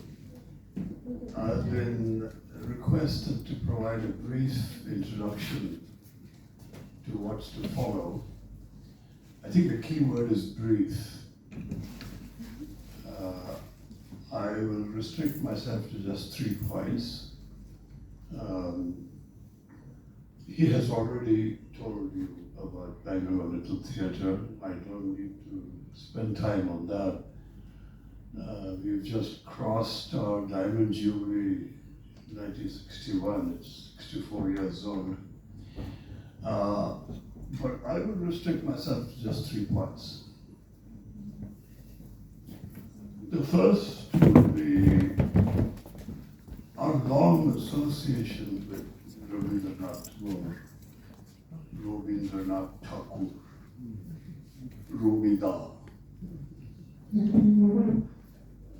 The second is, following from that, what we've tried to do in education, which is actually inspired by Tagore's work in education. And the third is the link to what you're going to see and hear today. It's Tagore's thoughts on pacifism,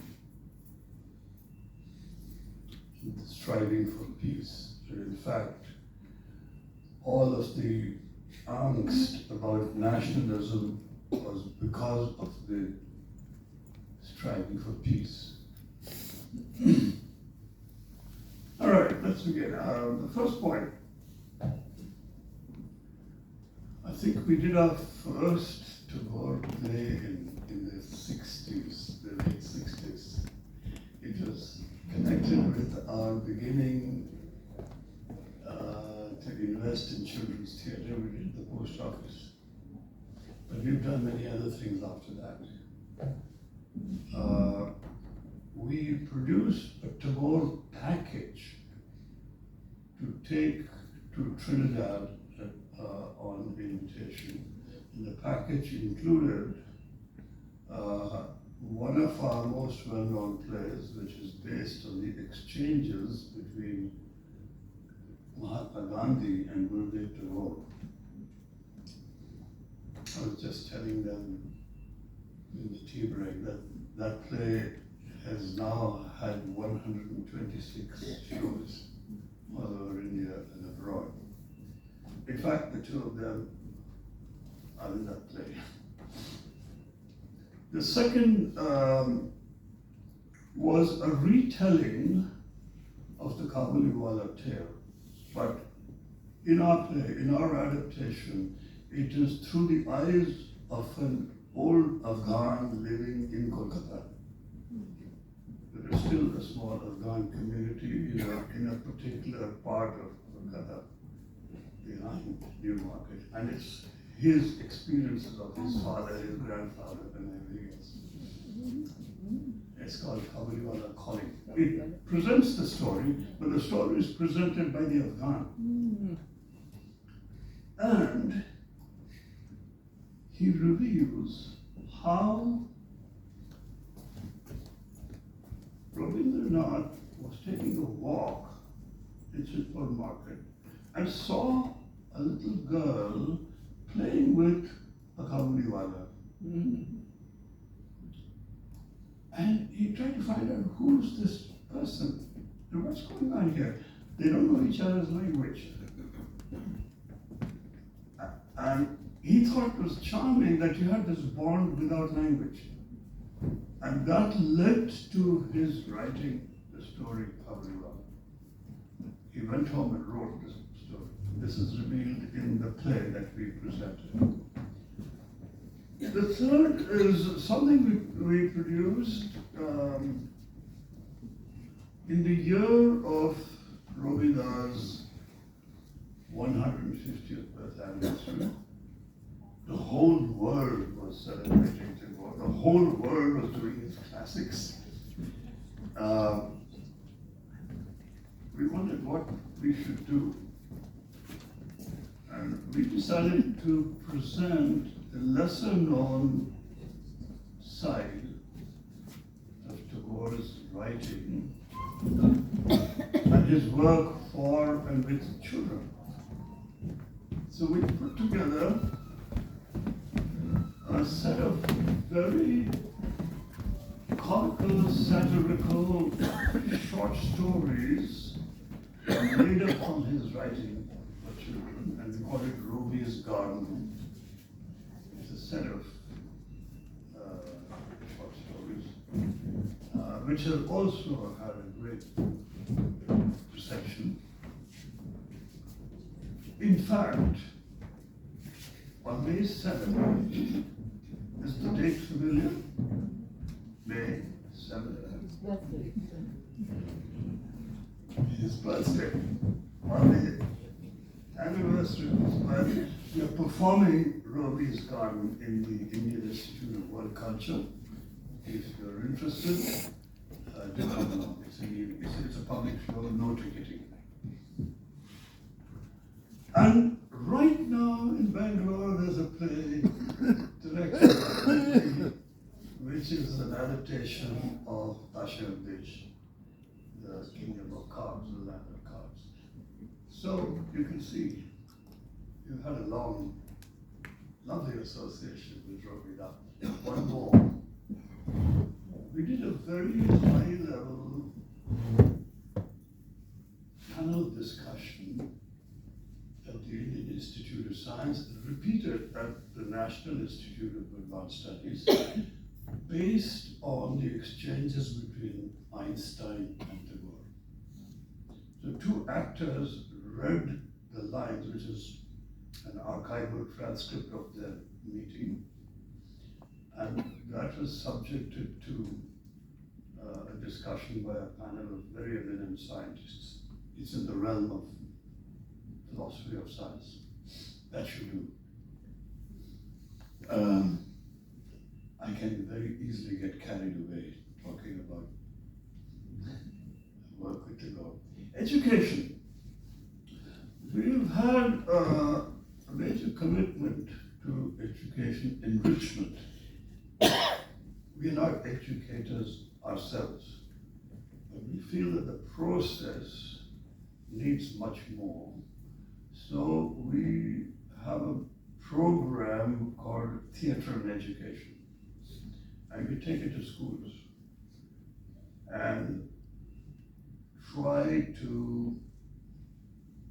to convince educators on how theatre methodology can enhance classroom learning.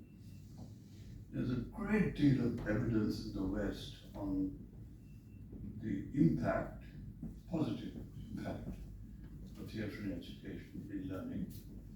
It's not a subject that's been given a lot of any interest in India. We are trying to do something about it.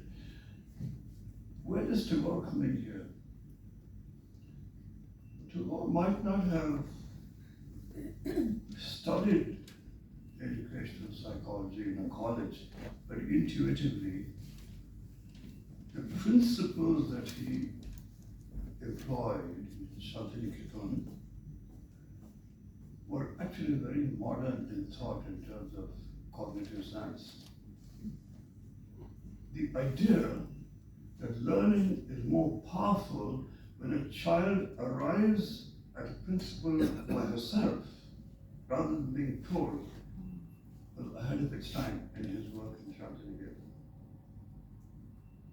His idea of multiple intelligences, intuitive, were far ahead of the actual theoretical formulation of multiple intelligences. His idea of nature's greatest gift to mankind, which is imagination, being killed by the education system, was ahead of its time. So he was not just a creator of a school, he was an educational philosopher. And a lot of our work in theatre and education is inspired by Tagore's work. 2 points over, one more. Tagore as a pacifist. I'll keep this one the briefest.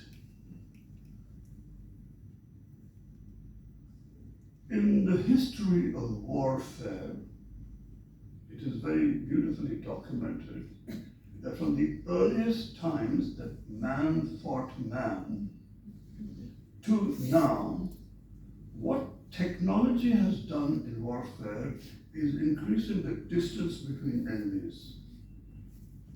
If thousands of years ago it was hand-to-hand combat,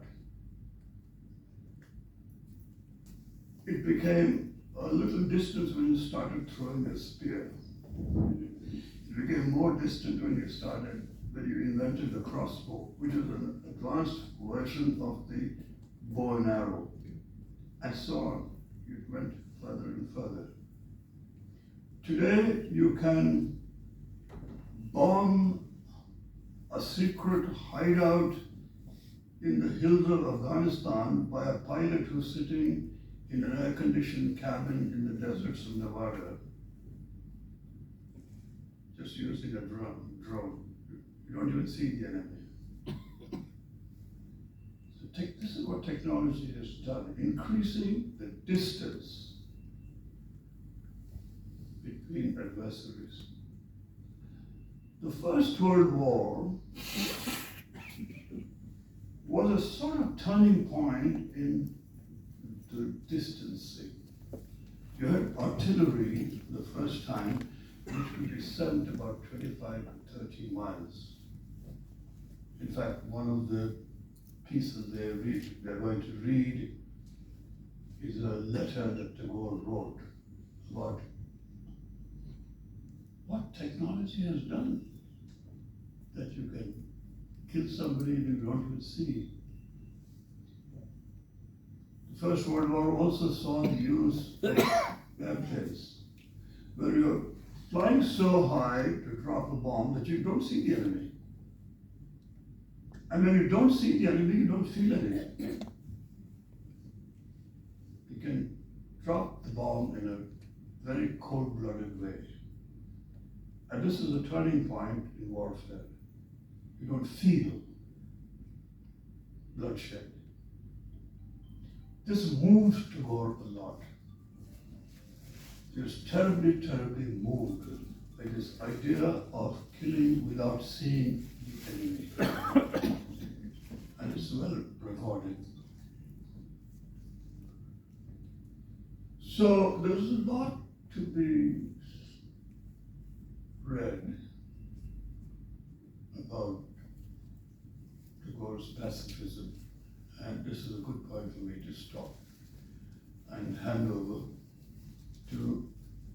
colleagues, Minti Jain here. She's a theatre educator herself, an actress, a dancer, and now a director as well. She has just directed Pasha. Karan Singh here is an actor. He's also done some training. He's a trainer. He is the one who reads for the part of Tagore in our play based on the Gandhi-Tagore exchanges. Over to Minti and Karan. Thank you.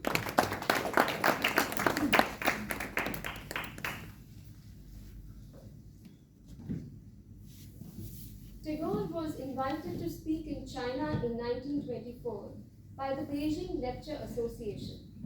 He met a warm reception on his arrival, and one of his hosts, Liang Chicha, compared his visit to that of ancient travelers of India to China.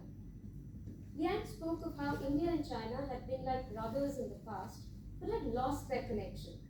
He said, both the civilizations represented by India and China are hoary with ancient traditions, and yet I feel there is in them the vigor of eternal youth, which shows itself today in India in two great personalities of Tagore and Gandhi. In response, Rabindranath shared his thoughts on civilization and progress. We have for over a century been dragged by the prosperous West behind its chariot, choked by the dust, deafened by the noise, humbled by our own helplessness, and overwhelmed by the speed. We agreed to acknowledge that this chariot drive was progress, and that progress was civilization. If you ever venture to ask, progress for what? Progress for whom? It was considered to be peculiarly and ridiculously oriental to entertain such doubts about the absoluteness of progress. Of late, a voice has come to us, bidding us to take count not only of the scientific perfection of the chariot, but of the depth of the ditches lying across its path. Rabindranath Tagore then describes how he read news of British bombing of Masood villages, a Pashtun people, in Afghanistan by British, referring probably to the 1919-1920 British bombing of the region. The news describes how one of the bombing planes had to make a forced landing, and the British airmen were faced with a crowd of angry people. However, one young woman, with the help of the chief of the tribe, protected them, disguised them, and helped them to safety. In the above narrative, the fact comes out strongly that the West has made wonderful progress. She has opened a path across the ethereal regions of the earth. The explosive force of the bombs has developed its mechanical power of wholesale destruction to a degree that could be represented in the past only by the personal valor of a large number of men. But such enormous progress has made man diminutive. He proudly imagines that he expresses himself when he displays the things that he produces and the power that he holds in his hands. The bigness of the results and the mechanical perfection of the apparatus hide from him the fact that the man in him has been smothered. Those people who went to bomb the Masood villages measured their civilization by the perfect effectiveness of their instruments, which were their latest scientific toys. So strongly do they realize the value of these things that they are ready to tax, to the utmost limit of endurance, their own people, as well as those who may have occasionally had the chance to taste in their own persons the deadly perfection of these machines. This tax does not merely consist in money, but in humanity. These people put the birth rate of the toy against the death rate of man, and they seem happy. Their science makes their prodigious success so utterly cheap on the material side that they do not care to count the cost which their spirit has to bear. On the other hand, those Mahsoods that protected the airmen who had come to kill them wholesale, men, women, and children, were primitively crude in their possession of life's toys, but they showed the utmost carefulness in proving the human truth through which they could express their personality. From the so-called Nordic point of view, the point of view of the would-be rulers of men, this was foolish. According to a Masood, hospitality is a quality by which he is known as a man, and therefore he cannot afford to miss this opportunity, even when dealing with someone who can be systematically relentless in enmity. From the practical point of view, the Masood pays very dearly, as we must always pay for that which we hold most valuable. It is the mission of civilization to set for us the right standard of valuation. The Masood may have many faults for which he should be held accountable, but that which has imparted to him more value to hospitality than to revenge may not be called progress, but it certainly is civilization. The ruthlessness which at a time of crisis disdains to be too scrupulous in extirpating some cause of trouble and uses its indiscriminate weapon against the guilty and the innocent, the combatant and the non-combatant, is certainly useful. Through such thoroughly unfeeling methods, they prosper. They find what they consider desirable. They conquer their enemies, but there they stop, incomplete. We can imagine some awful experiment in creation that began at the tail end and abruptly stopped when the stomach was finished.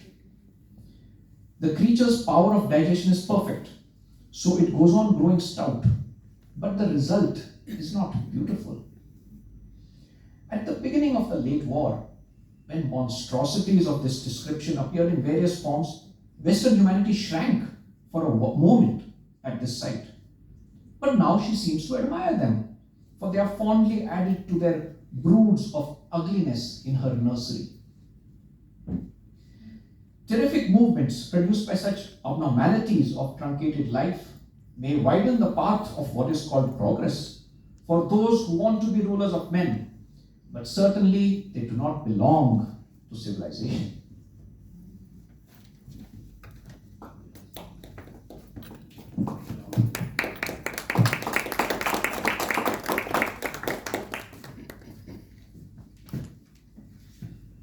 Tagore's pacifism is well known. What is not so well known is that a nationwide lecture tour in the United States on the subject of universal peace and the folly of narrow-minded nationalism helped Woodrow Wilson win the presidential election. World War I was on, and there was pressure on America to be militarily involved. Wilson was campaigning on the plank of neutrality, assuring Americans that the US would keep out of the war. He thanked Tagore profusely for the principled position taken in his lectures. Imagine Tagore's shock when Wilson decided, soon after being elected, to join the war. The First World War was horrific enough. The second one made Tagore very sad and even disenchanted with Western civilizations. A trip to Persia was his very first travel aboard on an aeroplane. When he saw how distanced an air traveler is from the populated city below, with no human actually seen, he realized how easy it must be for an Air Force pilot to rain bombs from the sky on the ground underneath.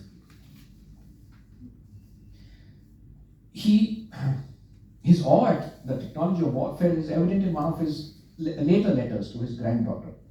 It is titled, not surprisingly, Destruction.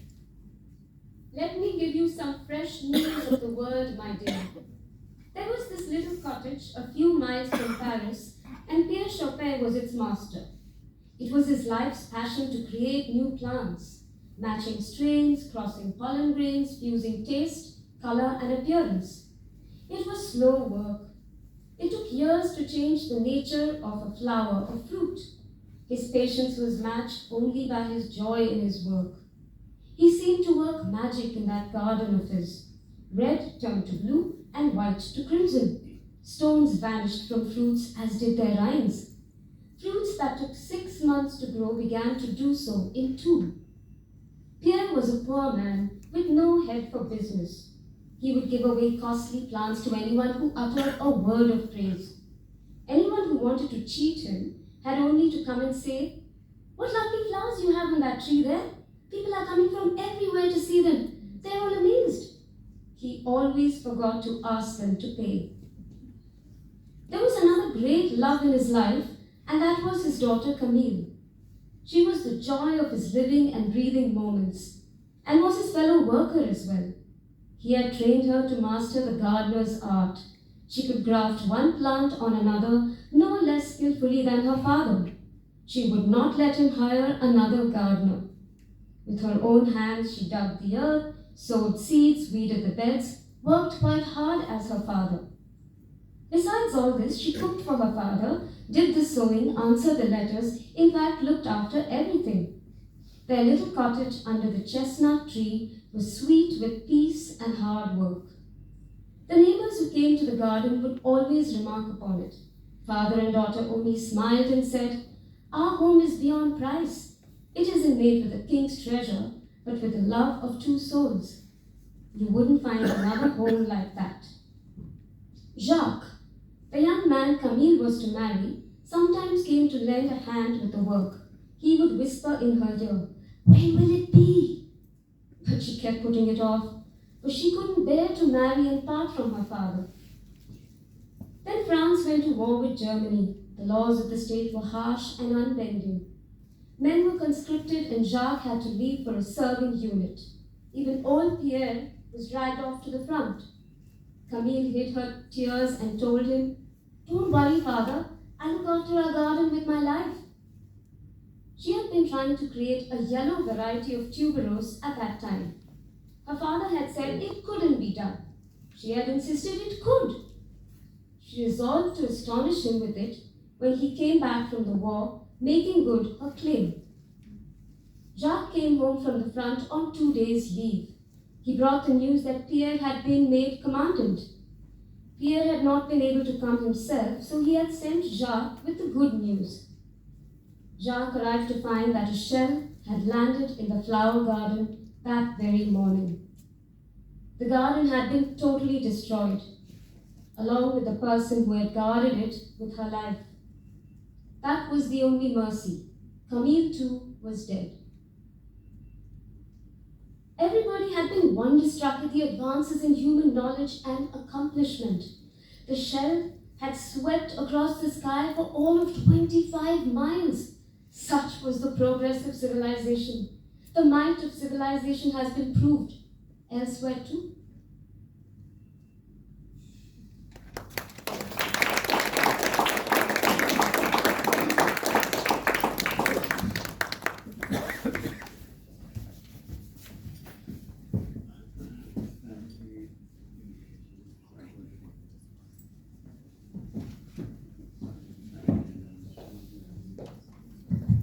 Thank you very much to Minti and Karan and the Bangalore Little Theatre. You can give them another round of applause.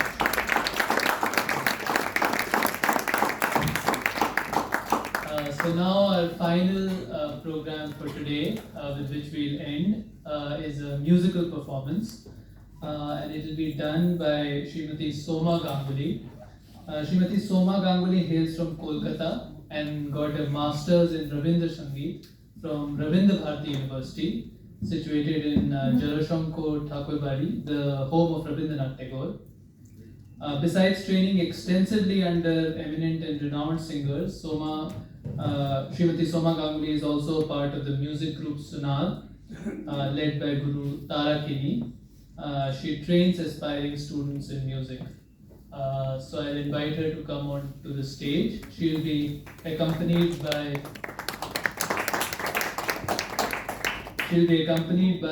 Bijan Das on Tabla, Shibnath Chakraborty on flute, and Ranjita Bhattacharya will do a dance. Please come. Namaskar. Tagore's creative brilliance and vision is timeless and holds utmost relevance even today. We have attempted to put together a small musical presentation of Gurudev's beautiful compositions, reflecting his vision of harmony and unity in diversity, empowerment of women, surrender to the power of Mother Nature and demonstrating other cultural influence. Some of the songs are very popular and we will be happy if you could join us in the singing. We thank the organizers and friends, Srimati Yashodhara and Sri Archishman Raju, for giving us this opportunity to take part in the celebration and commemoration. Let us start our presentation. I am Soma Ganguly, and with me on stage, our narrator and singer, Srimati Shanti Subbaraman. On flute, Sri Shibnath Chakraborty, and on tabla, Sri Bijan. Our dancer is Ranjita Bhattacharya. And Shubhrato Bhattacharya also helping us percussion.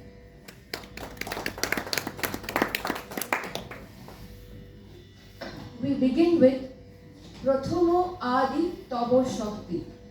This is a prayerful song that celebrates the primal and all-encompassing energy of the universe.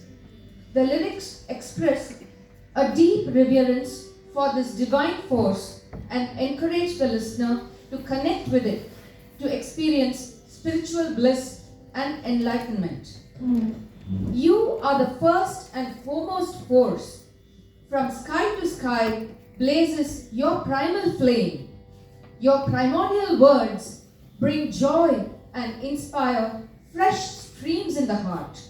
In the sky of your mind reside the sun, the moon, and the stars, and the breeze carries my soul. You are the original poet, the master poet, and your words resonate all over the universe. Prathomo Adi Tabo Shokti.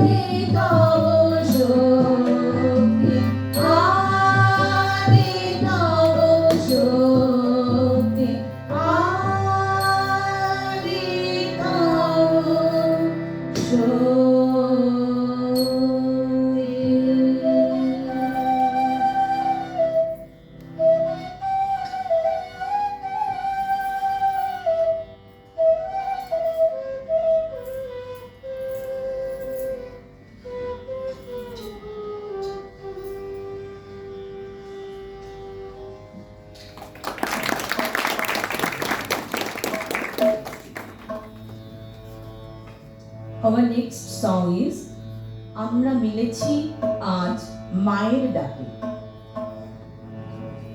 Gurudev felt at home in China as he saw so much similarity between the landscape back home and there in China.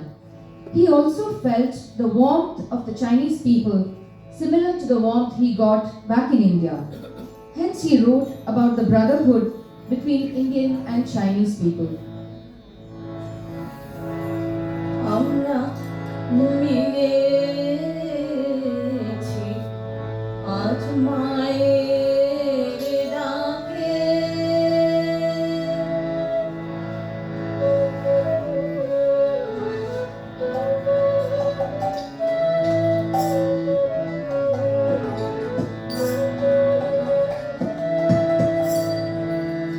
Amra milechi aaj mayer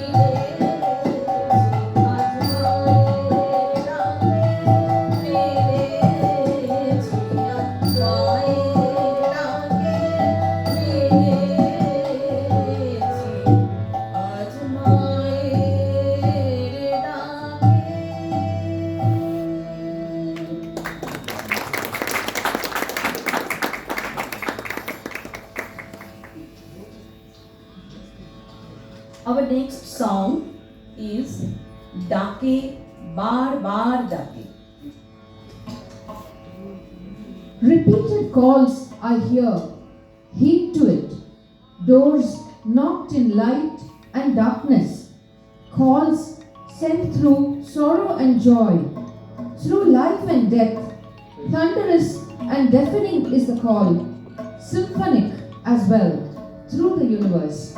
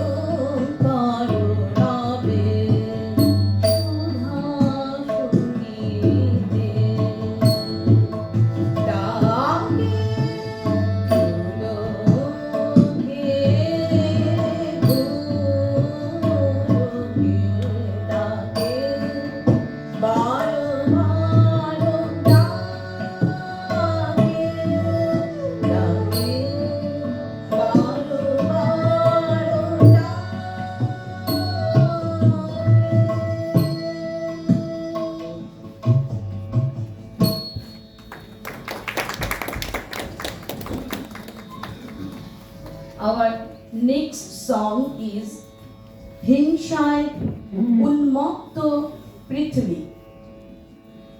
In this song, Gurudev makes a plea for peace. He says, in this world full of violence and cruelty, with people full of selfishness and crafty ways, let your ambrosia of peace and joy fill up their hearts and minds. Let the cries of material unfulfillment be quenched by contentment and the coolness of knowing.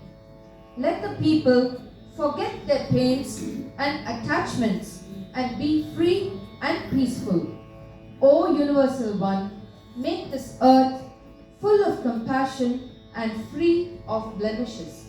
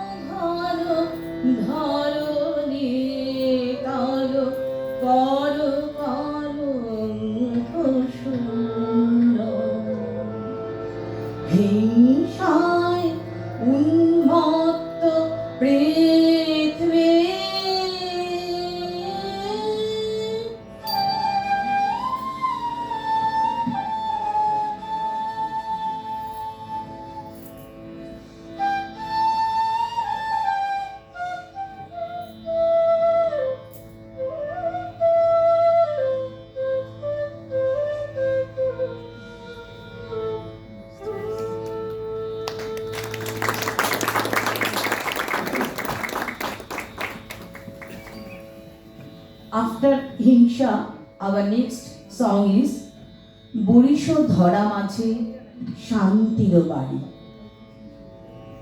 With thirsty eyes looks up the human race. Let on the earth rain showers of peace. Let all darkness disappear. Let no sin of undue attraction remain. Let there be no sorrow, no repentance. Let the heart be pure. Let life be strong. Let all obstacles disappear. Why is there so much envy, so much pretense? Why so much misunderstanding? Pour out your love into the stony hearts and let victory be yours.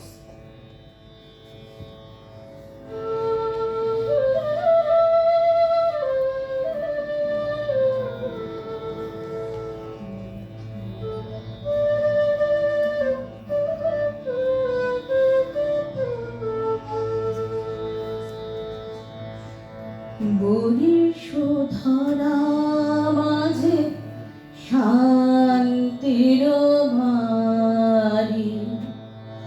Borisho Dhara Maje Shantiro Bari.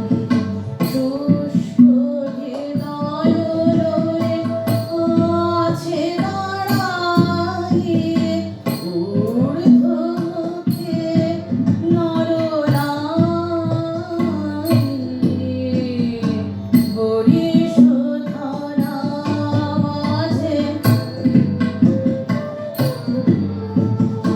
না থাকে অন্ধকার, না থাকে মোহপাপ, না থাকে শোক পরিতাপ।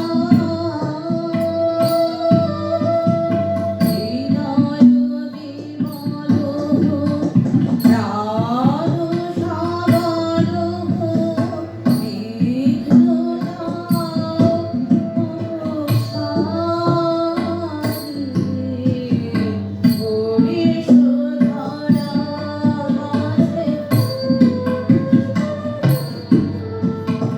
কেন এই হিংসা দেশ, কেন এই ছদ্মবেশ, কেন এই মানব অভিমান।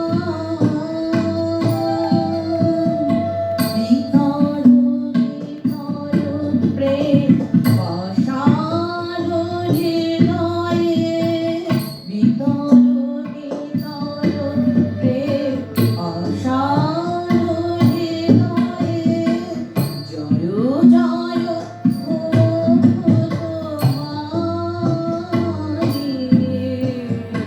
বরিশো ধরা মাঝে শান্তির বাণী। বরিশো ধরা মাঝে শান্তির বাণী।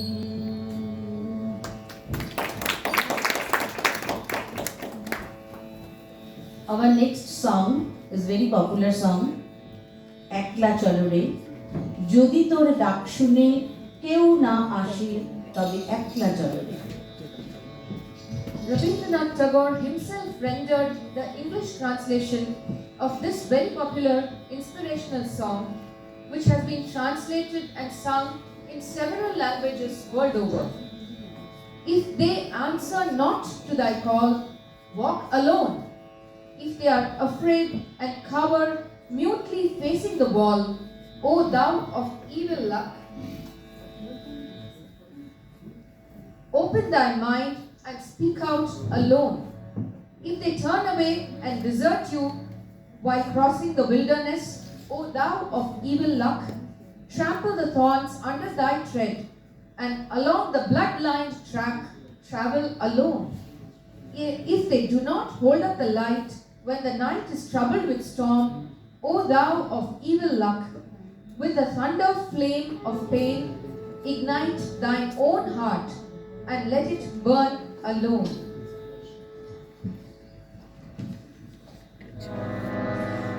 যদি তোর ডাক শুনে কেউ না আসে একলা চলো রে যদি তোরে ডাক শুনে কেউ না আসে তবে একলা চলো রে যদি তোরে ডাক শুনে কেউ না আসে তবে একলা চলো রে তবে একলা চলো একলা চলো একলা চলো একলা চলো রে তবে একলা চলো একলা চলো একলা চলো একলা চলো রে যদি তোরে ডাক শুনে কেউ না আসে তবে একলা চলো রে আমার দিন হলে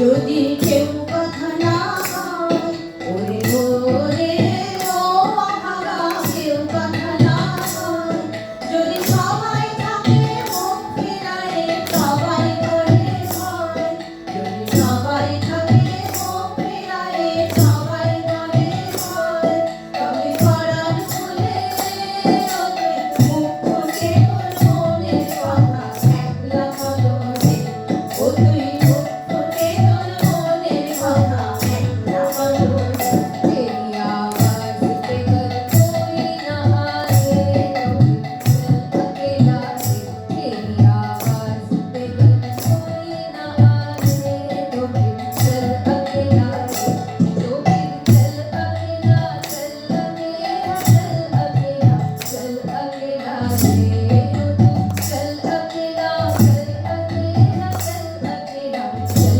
अकेला रे तेरी आवाज़ पे कर कोई ना आए तो फिर चल अकेला रे यदि कोई ना बोले ओरे ओ अभागे कोई भी ना बोले यदि कभी मुख मोड़ रहे सब डरा करे यदि कभी मुख मोड़ रहे सब डरा करे तब डरे बिना ओ तू मुक्त कर अपनी बात बोल अकेला रे ओ तू मुक्त कर अपनी बात बोल अकेला रे तेरी आवाज़ पे कर कोई ना आए तो चल अकेला रे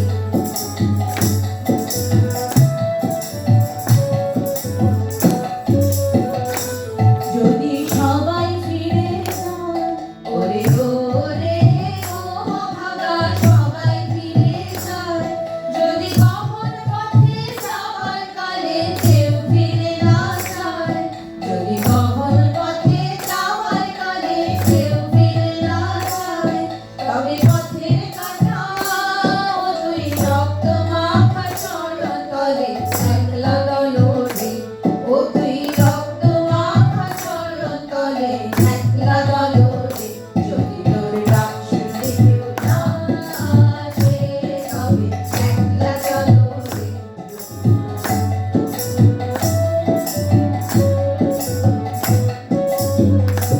যদি আলো না ধরে ওরে ওরে ও ভাগা আলো না ধরে যদি ঘর বদলে আধার রাতে তোমার দেয় ঘরে যদি ঘর বদলে আধার রাতে তোমার দেয় ঘরে তবে বজটা নলে আপন বুকের পাঁজর চালিয়ে নিয়ে একলা চলো রে আপন বুকের পাঁজর চালিয়ে নিয়ে একলা চলো রে যদি তোর ডাক শুনে কেউ না আসে তবে একলা চলো রে যদি তোর ডাক শুনে কেউ না আসে তবে একলা চলো রে যদি তোর ডাক শুনে কেউ না আসে তবে একলা চলো রে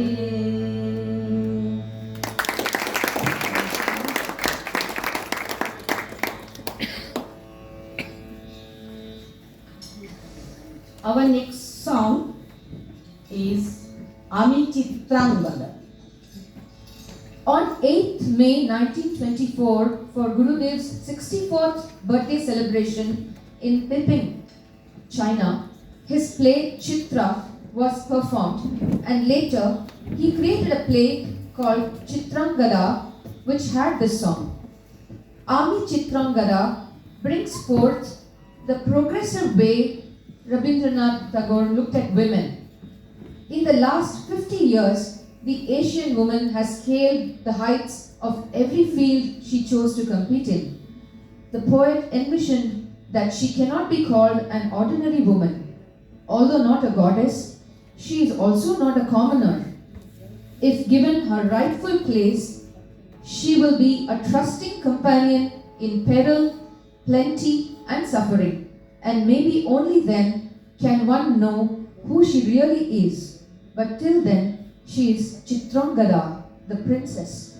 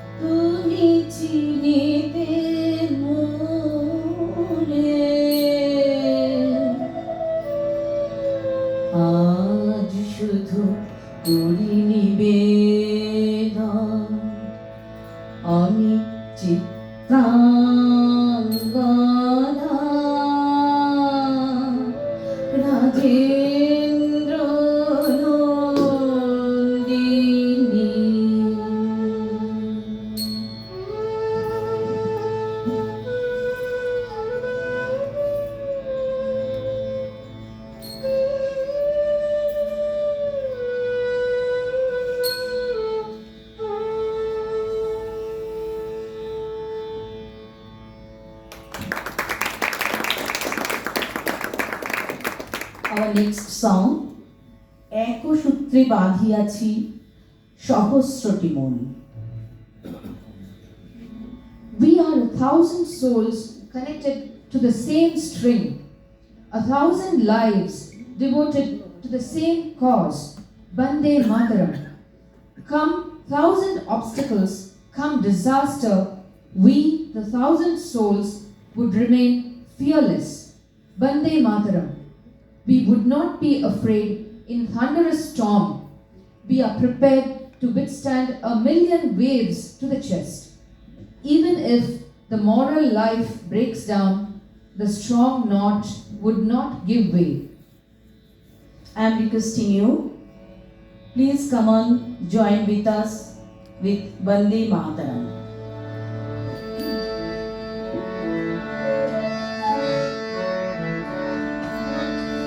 Vande Mataram, Vande Mataram, Vande Mataram, Vande Mataram. Eko shukr madhiya chhom sote moon. Eko shukr madhiya chhom sote moon. Eko madhi gopila chhom sote moon. Vande Mataram, Vande Mataram. Eko shukr madhiya chhom sote moon.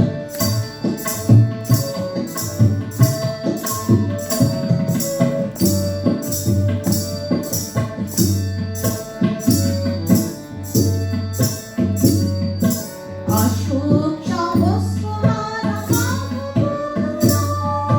Amra Shabasvran Rohi Bonirvai Amra Shabasvran Rohi Bonirvai Vande Mataram, Vande Mataram. Eko shukr madhiya chhom sote moon. Eko madhi gopila chhom sote moon. Amra narai bola dhoti majhar. Amra narai bola dhoti majhar. Adhuto tarung bhakti yogi moharan. Adhuto tarung bhakti yogi moharan. Supe Dasha Jivan. Yogna chhai dogo te phiro bandhan.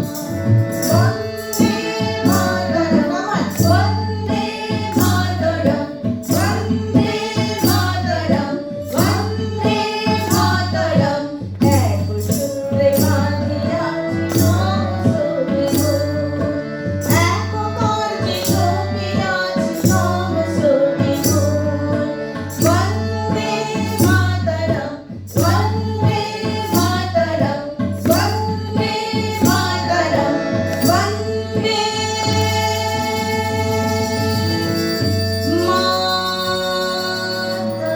Mataram.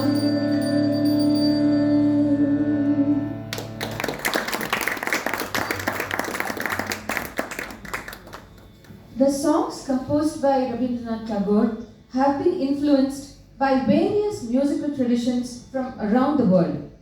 Some examples of Rabindra Sangeet that were inspired by songs in other languages include Phule Phule Dhole Dhole, which drew inspiration from Robert Burns's Ye Banks and Brace, and Purano Shei Dine Kotha, which was inspired by the Scottish folk song Auld Lang Syne.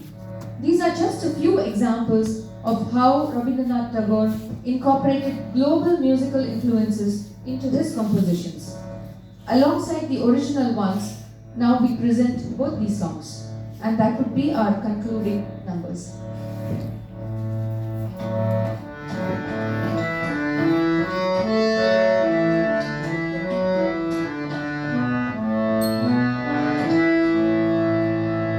He ranks and praise of Hallelujah.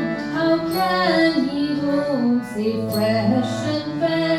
How can he chant ye little and I say very full of care? Ye make my heart, ye walk with birds that wanted through the flowery pond. Ye mind me, your departed joys, departed never to return. Phule, phule, dhole, dhole, lage ki ba meet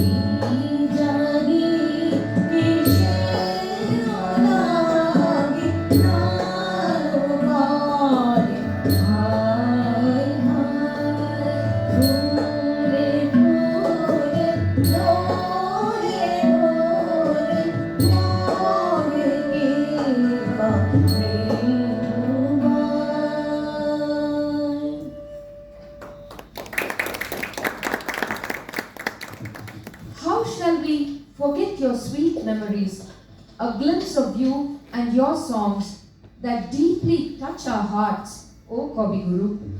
Come one more time to share our joys and sorrows and satiate our hearts.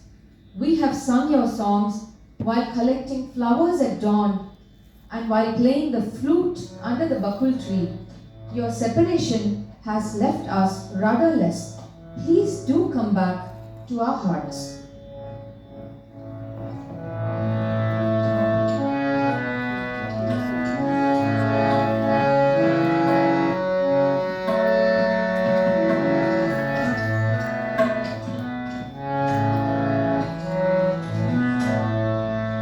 Should all acquaintance be forgot and never brought to mind? Should all acquaintance be forgot and days of all mankind? For all mankind, my dear, for all mankind, we'll drink a cup of kindness yet for all mankind.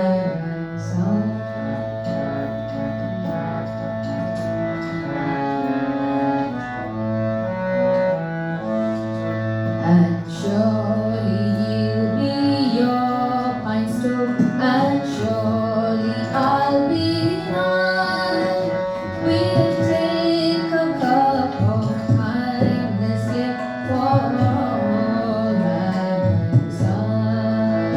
For all mankind, my dear, for all mankind, we'll drink a cup of kindness yet for all mankind.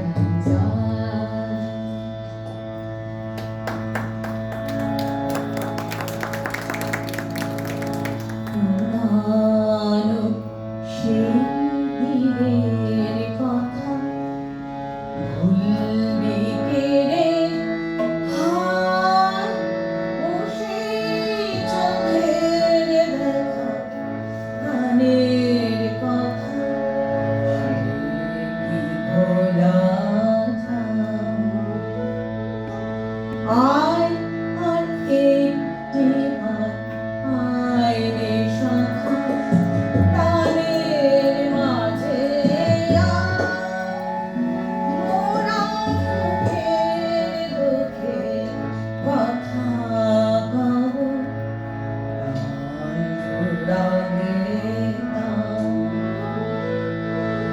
হায় মাঝে হলো ছড়া ছাড়ি গেলে মিলে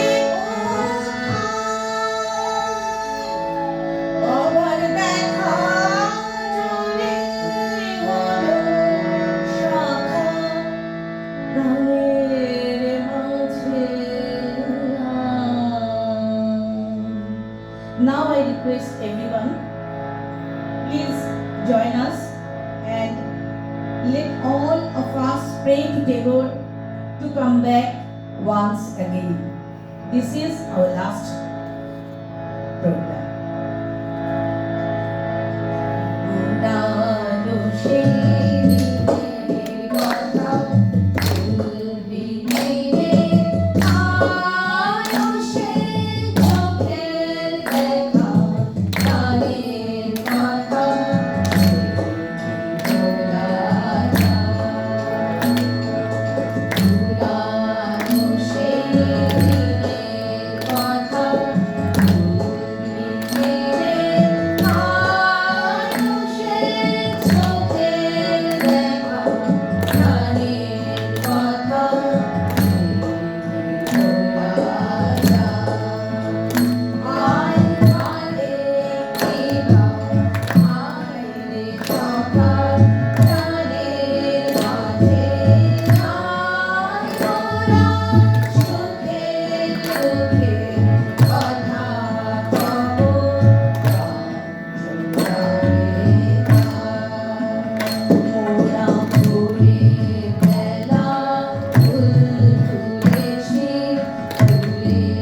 Shibnath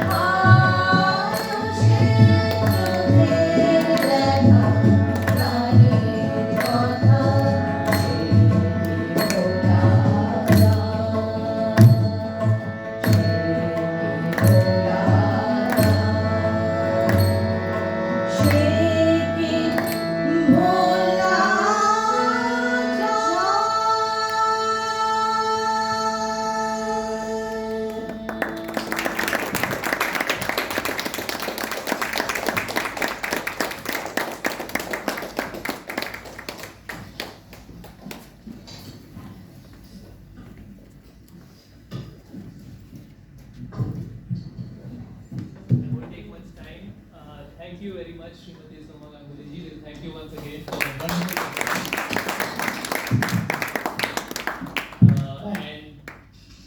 thank you, Shanti. Thank you to all of you for this. I want to make special thanks to Suraj and Yashodhara who helped us organize this event and conceptualize this event, and Yashodhara in particular introduced us to a lot of the artists. Thank you. And thank you to all of you for coming and staying with us for so long. I know it's gone a bit late. My apologies. Thank you very much.